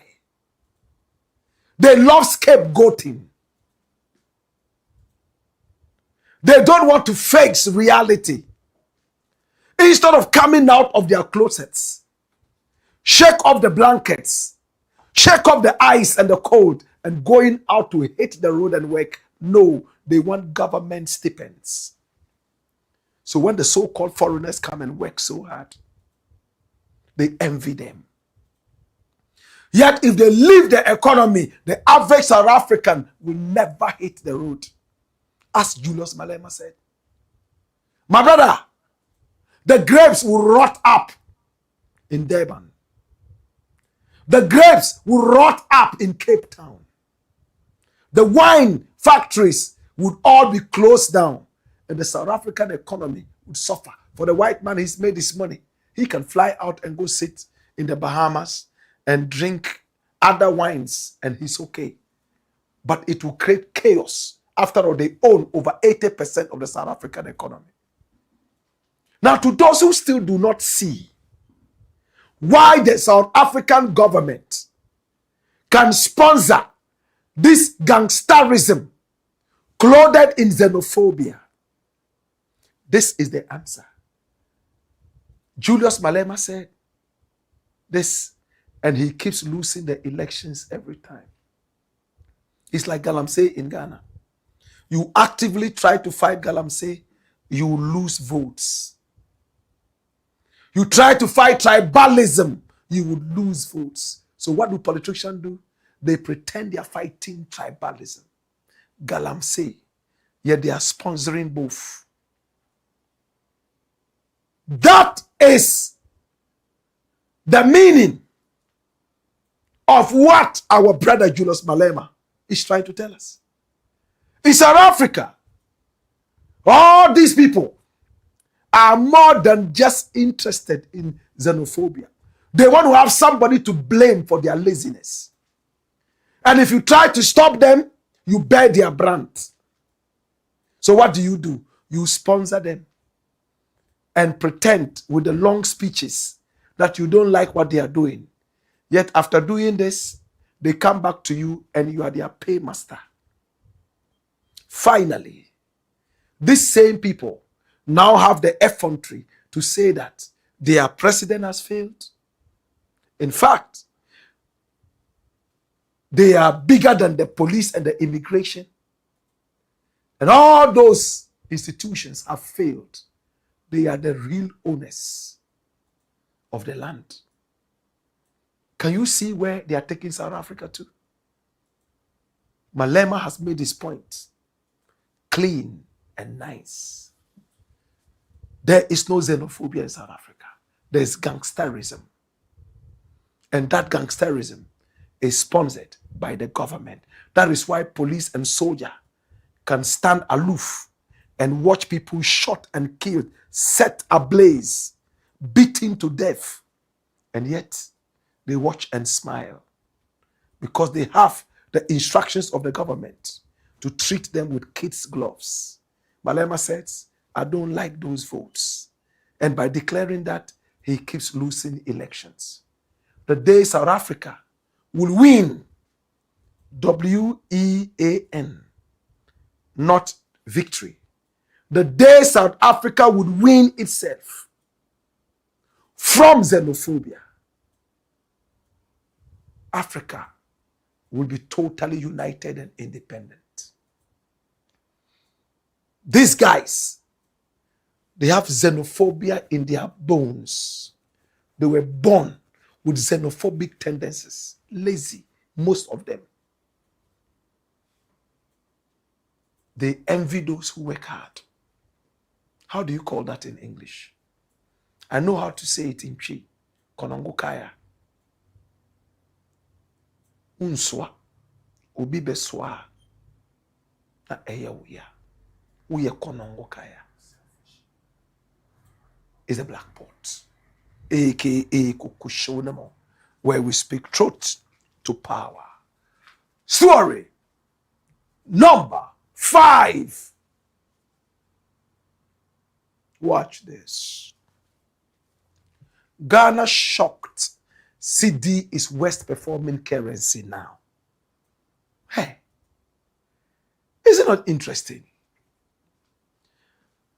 A few days ago, Bloomberg said Ghana's economy was flourishing.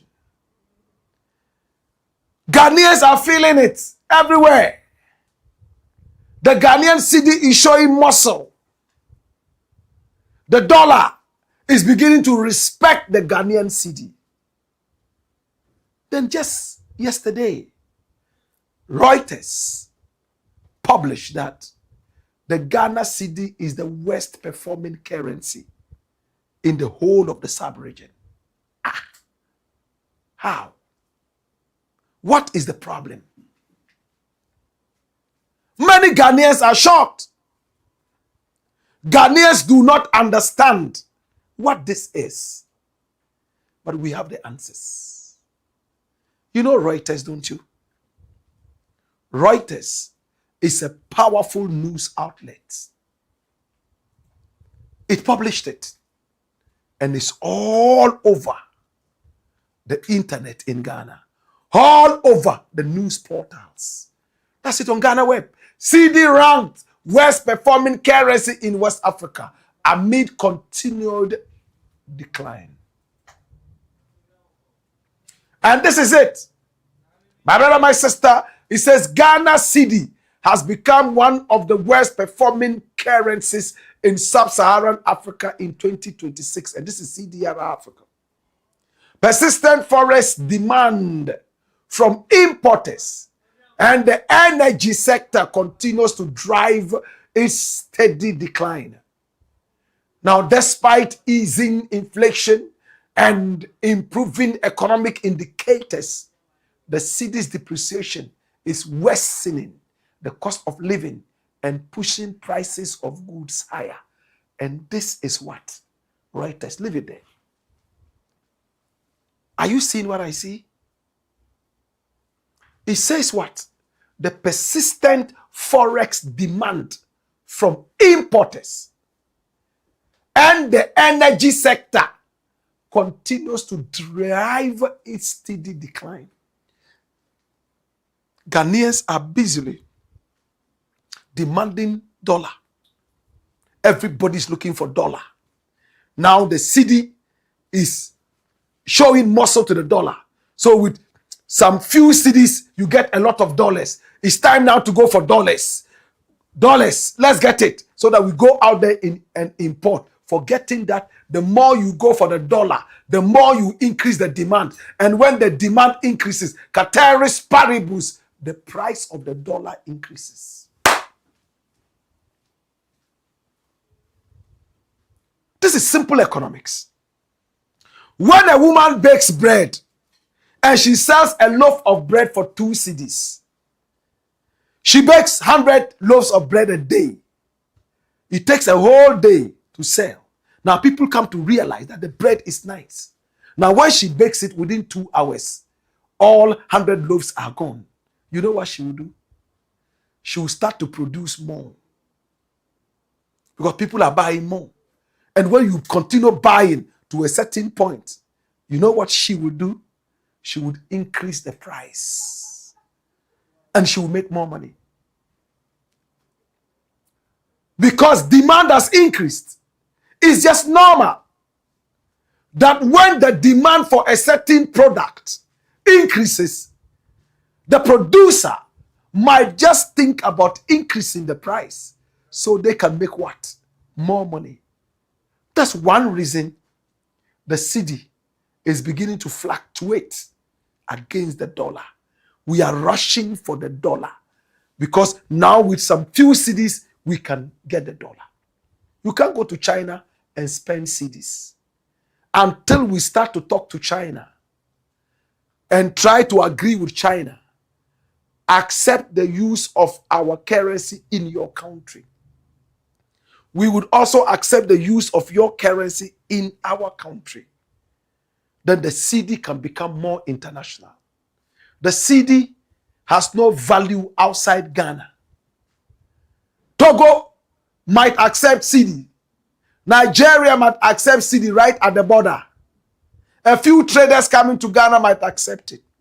But beyond the borders of Ghana, it's done.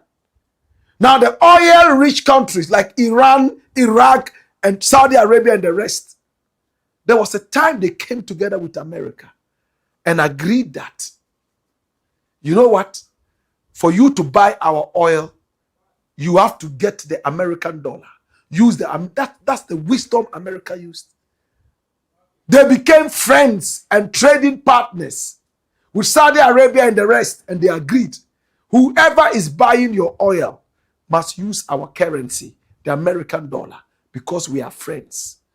And that made the dollar more popular, amongst other reasons. What are we producing in the country that is unique?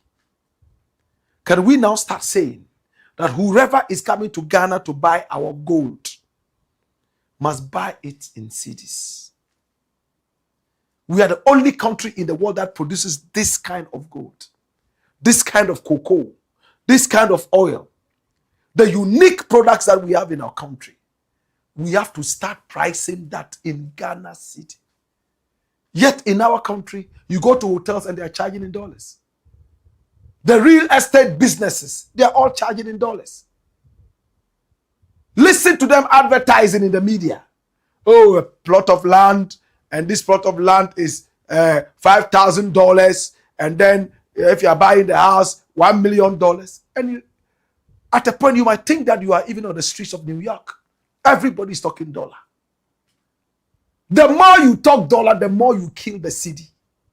That is what the simple economics is telling you. And to make it worse, Mahama has fought off Dumso. Unfortunately, how did we fight off Dumso? The energy sector. We had to get oil in order to be able to fight Dumso, to power our machines. Gas to power our machines. And all this we paid for using dollar, not CEDI. The more Ghanaian people run to use the dollar, the more the CEDI starts to fluctuate. So AKUFO-ADDO and his people would have to react quickly to this conundrum, or else all the hard work you guys have done, all the sacrifice, we might start to see the CEDI falling in the face of the dollar. But let's go to Reuters and see what they originally published.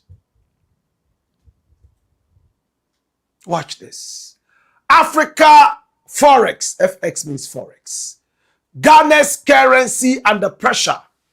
Others broadly steady. Listen, the rest of them are broadly steady. And this is what? April the 23rd, 2026. April 2026. From April. Run it.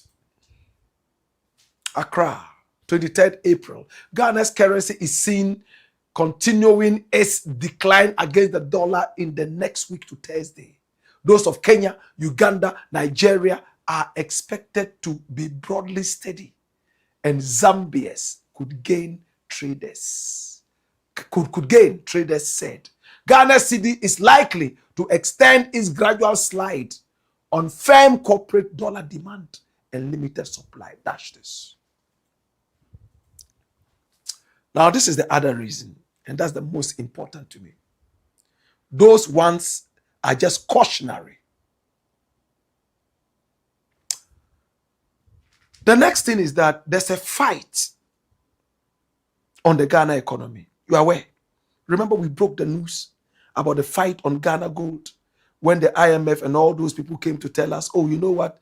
Don't amass gold. These days, it doesn't work like that. Do that. And we broke that when they had the meeting with Gold Board at the beginning. My brother, they always want to see us on our knees begging. The Ghana economy, the biggest flourishing all over. Our economy, they say, has risen so sharply, only next to the South Korean economy. 4 or 5 days later, we are hearing that the CEDI is declining and is the worst performer. There's a fight. And we as Ghanaians, we have to take the fight back to them. At this point, we have to use the dollar less. At this point, we have to squeeze the dollar. All those that are pricing their commodities in dollars, they will have to start enjoying jail terms. Those stringent measures will help us appreciate our sovereignty. Because the CEDI, your currency, is part of your sovereignty. Are you aware? If you hold the CEDI and take it, rather, you can go to jail. You won't say it's your money. No.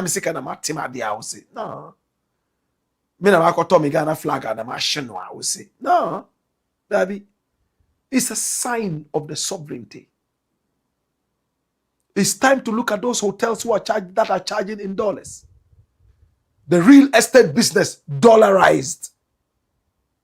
It's time to look at all those things because this fight is going to keep coming.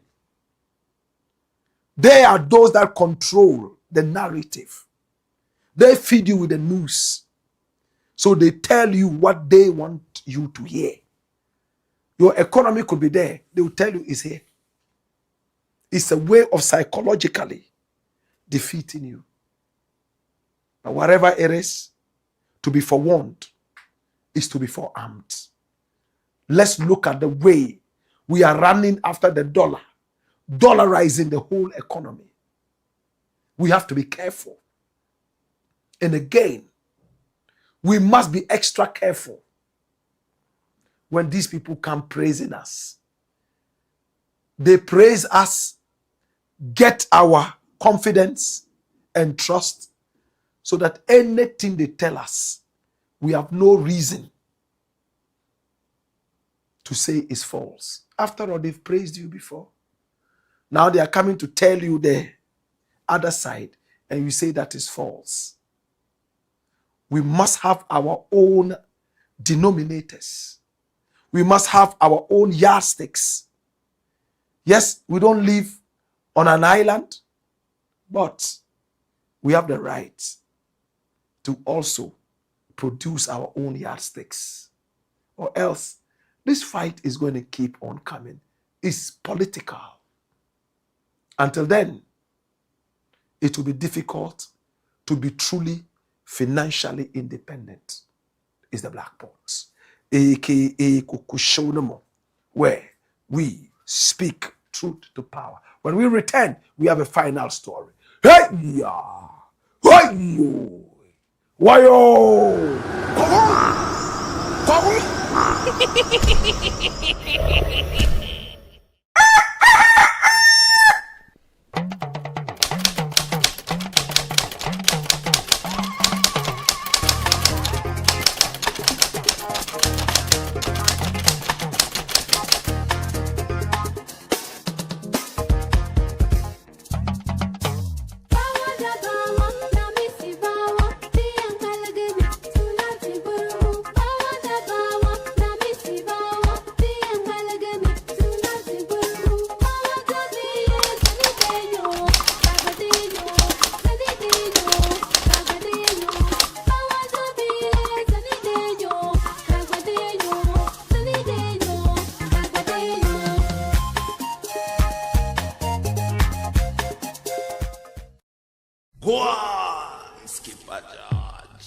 Blackpot.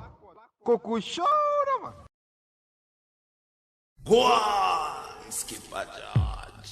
Blackpot. Koku shoda man.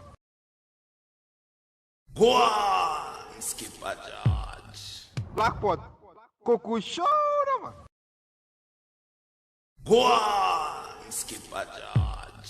Blackpot. Koku shoda man.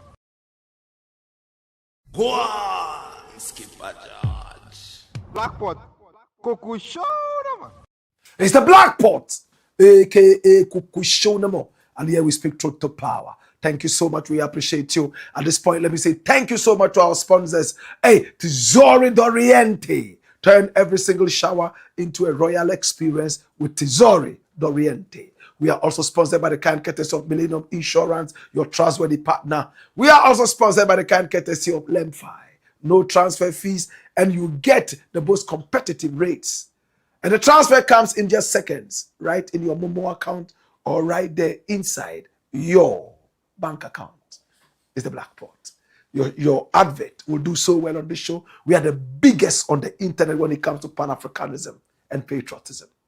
Thanks to you. If you haven't subscribed, please subscribe now. And before you leave, please talk to at least 2 people to subscribe to the channel. Okay? Yeah, man. This is the Blackpot, aka Kukushonamo, where we speak truth to power. Story number 6.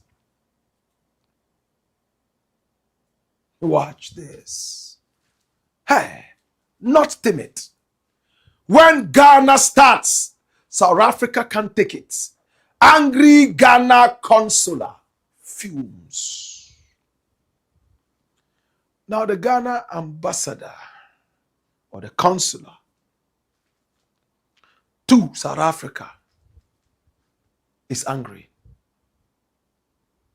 He is very, very angry.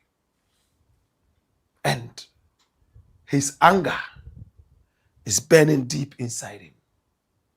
He granted an interview to DW, Deutsche Welle, and he was mad. Some Ghanaians have been interviewed in this video. I'm about to play to you. And they all are expressing their views. It started with a young lady who said that she's a young lady and she doesn't want to stay in the country. The first batch of people will start arriving, we are told, from tomorrow. Early this morning at 10 a.m., a lot of Ghanaians were at the consulate and they were registered. And the first batch is going to start arriving in Ghana. They will fly from South Africa tomorrow at 10 a.m. and they'll be here. Whilst they were registering, DW interviewed some of them. About 2 of the Ghanaians did not want their faces shown. So, their faces have been blurred. But let's listen to this. The last person who spoke, bespectacled, is the South African, Ghana South African ambassador. This is the man we're talking about. In fact, he's angry. He is very angry. Let's go to DW. Listen to this. And watch out for the word timid. When we start, you can't control Ghana. What exactly is he talking about? Starting what against South Africa? Watch this. Pity last year, me person me free chrome her because situation led me buy manya she, and I wanted to go back. I need to go back home. Because we don't want to stay here. I'm sick and tired of this country. I should have been fed. Look at how I am. I have been working as a teacher in this country. Not that Ghanaians are illegal, but the Home Affairs forced most of them to be illegal. Because some of them have permanent status, which has been revoked. I have them here. Some have business permit. They came with business permit. They renewed here 3 times. At the end, the other renewals, they said fraudulent. There are some Ghanaians. There was a Ghanaian lady that was knocked down by a car. I took it upon myself to claim that we have something rough, road accident fund. I pushed it to the end. I took a lawyer by myself. At the end of the payment, they said they have declined it. Some of us outside Pretoria can't even travel by bus or their taxis, even for them to come and register their names because they are scared. Because the moment they started Marakware style, then they have to divert the taxi somewhere. So how about them? What are the safety measures towards them, if necessary? Say binom ye won krata wo krom ha. Ye pese ko Ghana no so bi. Ye san wo adwuma kase wo krom ha. Ye pese ko Ghana because intimidation no edoso. Police ni kura timi ba wo adwuma mo nim so obi bia ye. But obefa kwan bia so agiska through ho ana so be intimidate ma that is whole day no ude ni nyina ye basa. SSS na eba.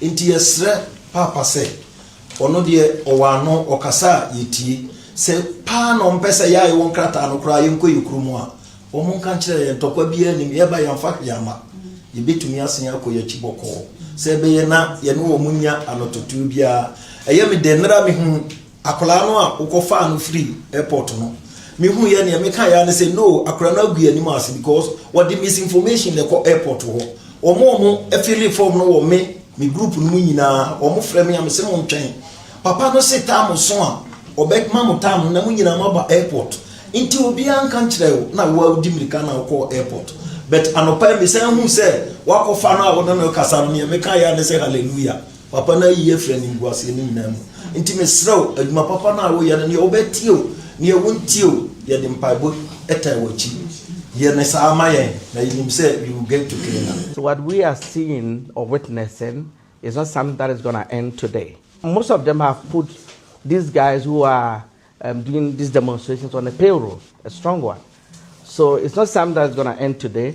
I'm looking at a worst scenario as a business owner is in discussing with the South African counterparts if they can actually have a takeover plan of Ghanaian businesses, because at the DTI they've got a takeover regulatory panel where they will be able to give us offers so that they can take over those businesses to their local South Africans so that we can live peacefully.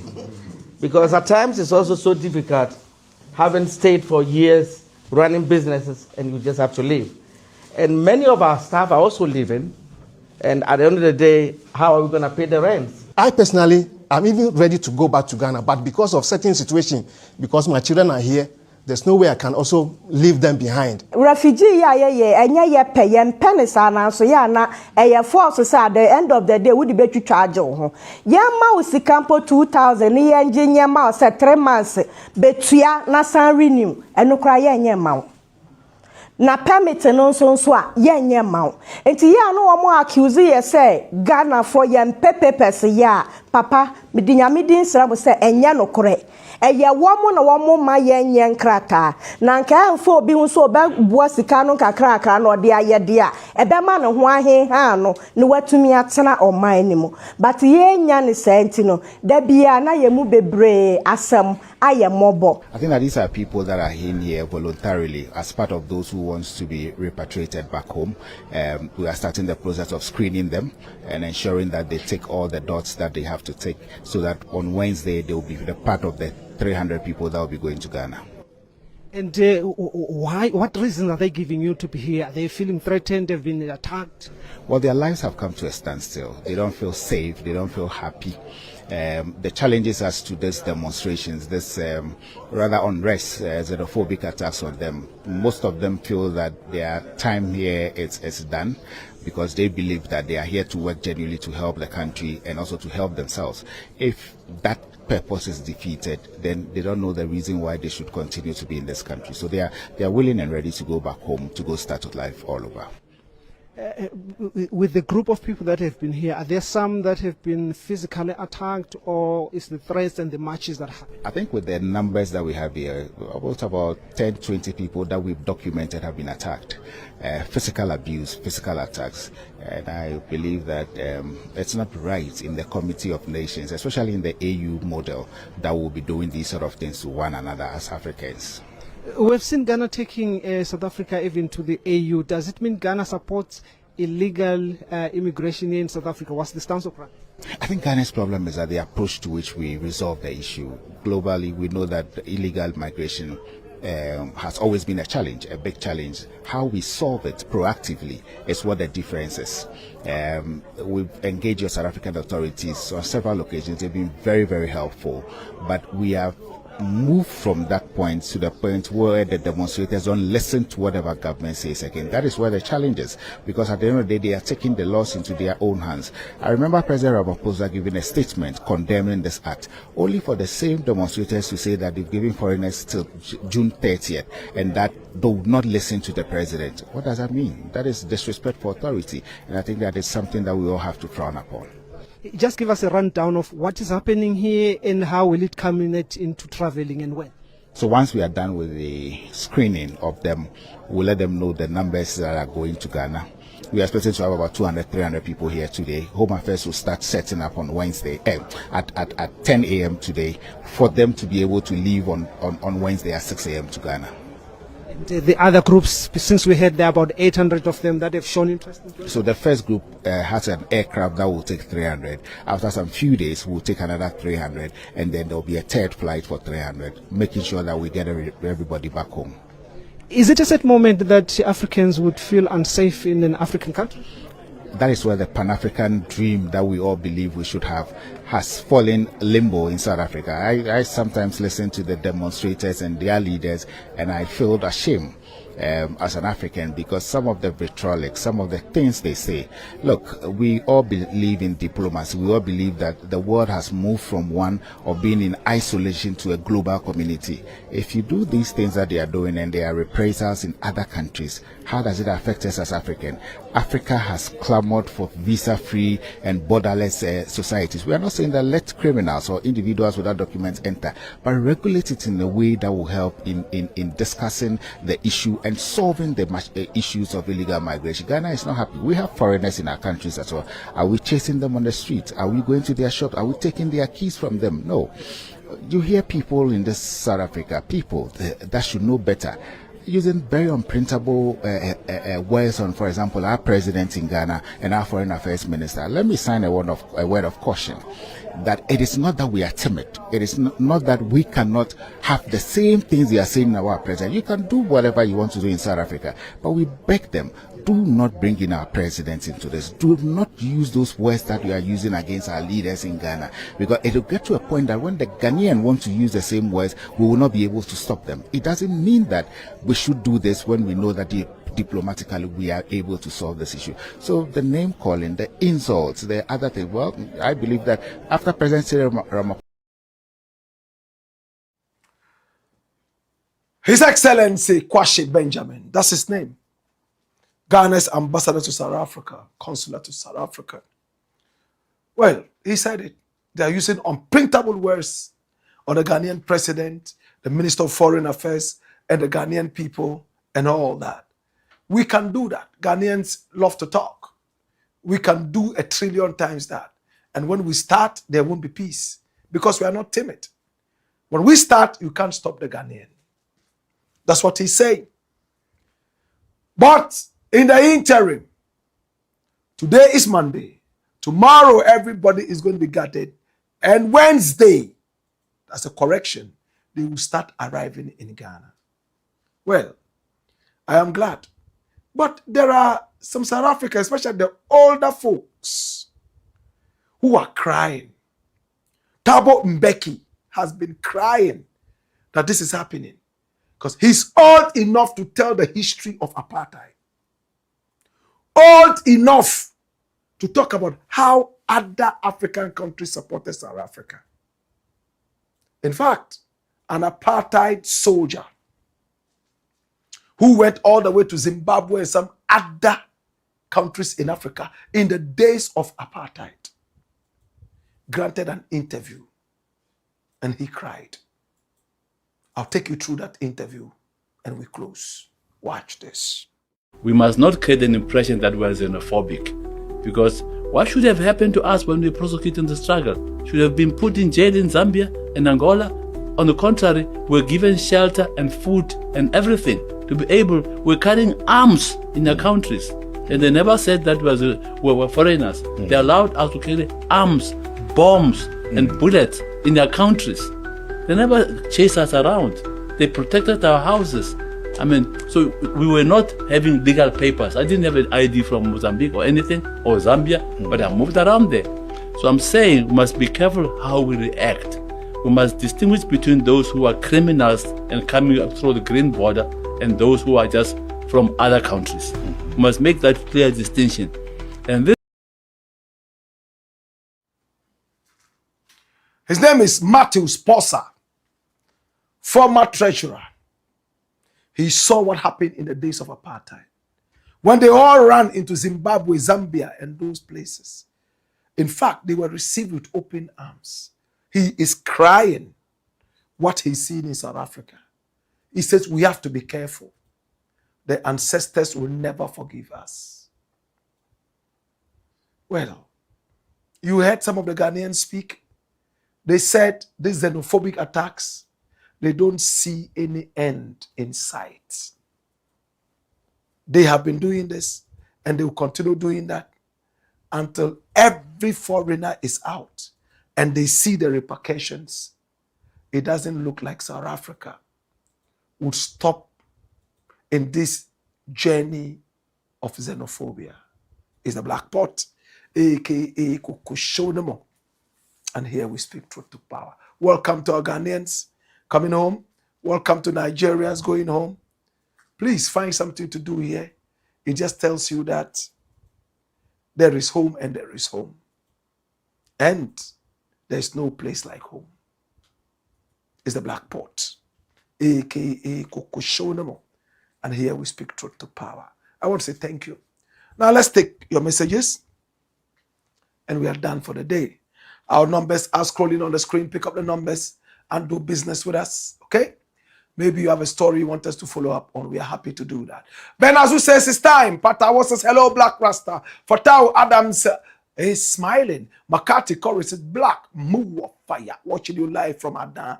Fatau Adams says, good evening, Black Rasta. How are you doing, Fatau Adams? More comments. Augustine Ajopa says, great one. McCarthy Courage says, move of fire, watching us from Adan. Johnny M. Gladstone says, Black Rasta, respectfully, many people seem to have gone quiet about the #1 issue. How did the case really end? And should Ghanaians see it as justice served, unfinished business, or a lesson in trust and regulation? Well, I can tell you that #1 has been paying people underground. The last time I checked, he had sent some money to the police and asked people to go to the police and receive the money. He's been going to court. I think the last time they were in court was about a month or 2 ago. So keep following it. They go to court, you know, following up on the issues. The people whose money he took also go to court, and then, yeah, it's sad that up till now, no justice has been served. But I pray that justice arrives soon. Jason Stratz says fire. Mary Wallace says fire. Vim. Raymond Nso Agarima Akakia says, good evening, Brother Black. Thank you for reading my lengthy message last week. I also appreciate the time you took to advise me regarding my views on the NDC government gagging citizens. However, the concerns of lovers of our democracy are not limited to Abronians or Terrans alone. Now, the mass gagging of freedom of speech is problematic. Criticizing a judge's sense of reasoning is not a crime. Likewise, someone saying that Dumso is back should not be considered a criminal offense. be reminded that over 18 Ghanaians have already been arrested within just 16 months of this government being in power, compared to 2 arrests during the previous government's 8 arrest years in power over issues related to freedom of speech. Once again, thank you for your service to Madagascar. Well, thank you so much. I mean, I would hate myself if I don't fight against people who fight freedom of speech. I hate it. Because me, myself, I'm a product of freedom of speech. I speak my mind and I walk in peace. Yes, they tried to murder me 1 time or 2 times, but we are still here because of the grace and your prayers. See? But again, I think that the country is growing. In the Nana Addo regime, I spoke my mind. You know, it was in that regime that somebody tried to take my life. The police set him free. All this while that I speak my mind, the worst I ever got was somebody calling me, hey, you are going to do this to you, or text messages and all that.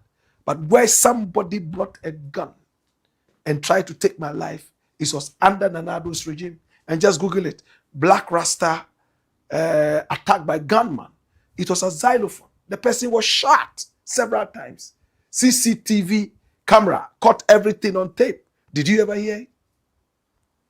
Police arrested the guy, took him to the police hospital, and they came back to tell us that the guy escaped. You understand? Because we don't talk too much about it. Because I love freedom of speech so much.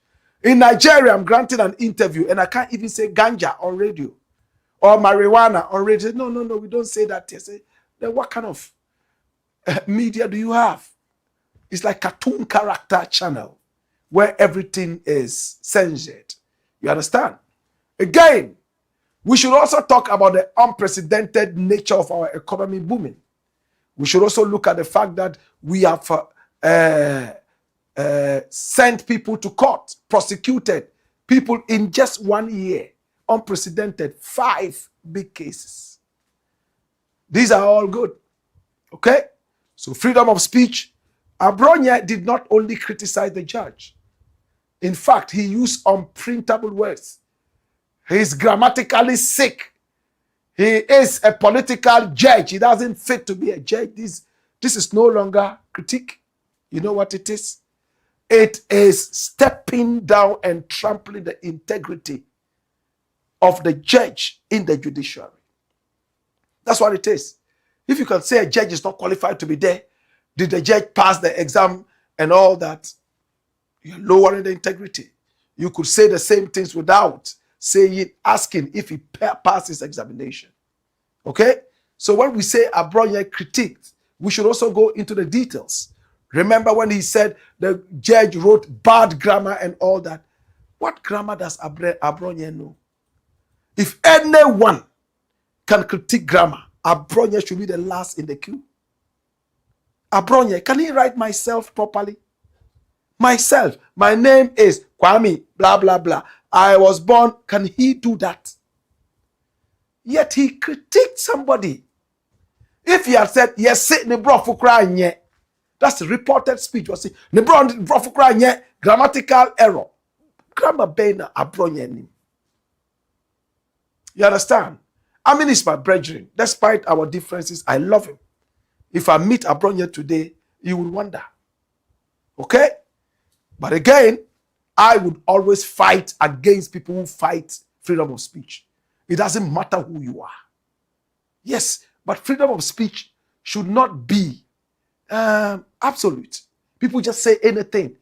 Abronya talks by heart. Listen to what Abronya says. And some people say the guy in America is in another jurisdiction, doing his own things. Those who dared to take him to court, how did it end? When Kennedy Japan went, if that decision had been taken in Ghana, they would have said it was a political decision. If I'm wrong, tell me I'm wrong. When the guy in America, well, you call him guy in America, so I'll keep it like that. The guy in America and Kennedy Japan went to court. Kennedy took him to court. What happened? They ruled in favor of the guy in America. If that decision had been taken in Ghana, I get him. And all these guys would have said it was a political decision. Abronya would have gone to sit and say, Judge no cry, me grab and jet. Or nyade one passing the papers. Judge, you know, a political judge. You bet Chreno. You the article there, all those things. They are, you know, threats shrouded in a way. Okay? So I didn't like it that he was locked in there for several days. To be honest with him, they could have actually sent him in and out without giving him that kind of detention. And then finally you take a decision. If he's convicted for contempt or whatever it is, then that's it. But go and come and still be locked. I thought that it was a little far-fetched. Okay? And I've always made my point clear. Eric Nila, he says, this can cool. Conscious Agbemenu Awosu is shouting, please share. Queen Felicia says, good, Black Rasta, more fire. Queen, how are you doing? Long time no see. Vincent Kingsford Bedu says, hey, flip. One Rasta. Pandipamak says, ow, why are these people doing this? Okay? Ras Okoko Fisun Moon says, come here, watch this, dash it away. Ni Kolela says, Black Empire Media, these people are doing so to shield Oforiata to stay in the diaspora. Sabuge, Abuzigi. Oh, okay, I understand the point he's making. They are crying wolf, wolf. Oh, you know, human rights violation, so that the people in America, they will say, you see, Ghana, human rights, so can go free. I see the point. Sabuge, Abuzigi says, listen to the Nana B saying intimidation. Who intimidates people more than that of your clueless NPP, AKUFO-ADDO, and Baumia? This shows you, Nana B, and the minority in parliament who follow you to this place are all educated. Pandi Pamang says, Black, these are Kotoka descendants. They don't want anything good for this country. I agree with you. Nikolai said the NPP knows Egypt has the respect for Ghana. Why? Because of Nkrumah, and they are doing that kalabule.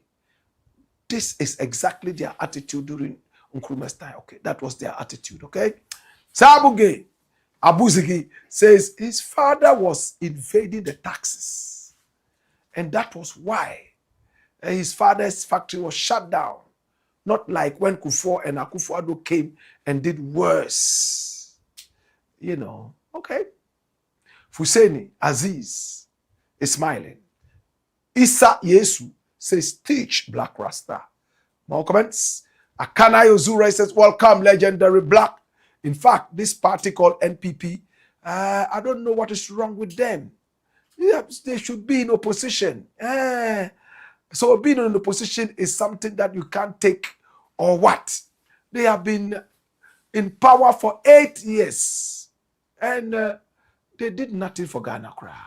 Ni Kolela says Black Empire Media NPP attitude is similar to Morocco. Sabuge Abuzige says, Mr. Pratt, they did that just because they don't read. Very dumb people leading the NPP party since the beginning of the cruel party of blood-sucking, killing, and laughing at the same time. Okay. More comments. We'll take 2 more slides and we'll be out. Nana Ogun Power says, my greetings to spiritual president Nana Obidiaba. Kamshina Zaid says, Black Rasta more fire. Prince Hina says, NPP as a party will never stop disappointing Ghanaians. They are puppets to the white man. Richard Anand says, I'm in Morocco now. More fire. Okay. So how's it in Morocco? The human rights that, we brought to you in a dossier. How far? Richard Anand says, it's true, Mr. Black. Okay. So he says everything is true. Mosquito Shanis says, their own generation now is ashamed of their deeds. NPP, never again. Okay. Last one. It says, Sky TV Studios. Look at him standing there in suit, like a decorated dead body at Adenta Cemetery. Eti Child says, they are known for this since the days of Kwame Nkrumah. Emmanuel Ania says, so is Nana B a youth? Hey, man looks like a sick man died, 80-year-old man, sick man died. He should rather be concerned about fixing his health. And then John Manuel says, Blakk, may God extend your life with peace and blessing for your wisdom. God is here, truth be told. Thank you. Emmanuel Ania says, most of these NPP guys look sick. What could be the problem? Opposition malaitis. Rap Thunder says NPP is going crazy and mad now. Emmanuel Ania says, it's my prayer NDC fix their inner problems to prevent the NPP from coming to power. That's the biggest prayer the NDC needs. Zueras says Arab Spring. Rap Thunder says, yeah, Morocco don't count themselves as Africans. And it's very shameful for them. And these are the people they have gone to for human rights. Anyway, it's the Blakk Pot, a.k.a. KWESI. I want to say thank you. I want to appreciate you. We catch you again tomorrow, same time, 6 p.m. Until now, we love you. We appreciate you. It's been the Blakk Pot, a.k.a. KWESI, where we speak truth to power. Hey ya, hey you, wayo, come on.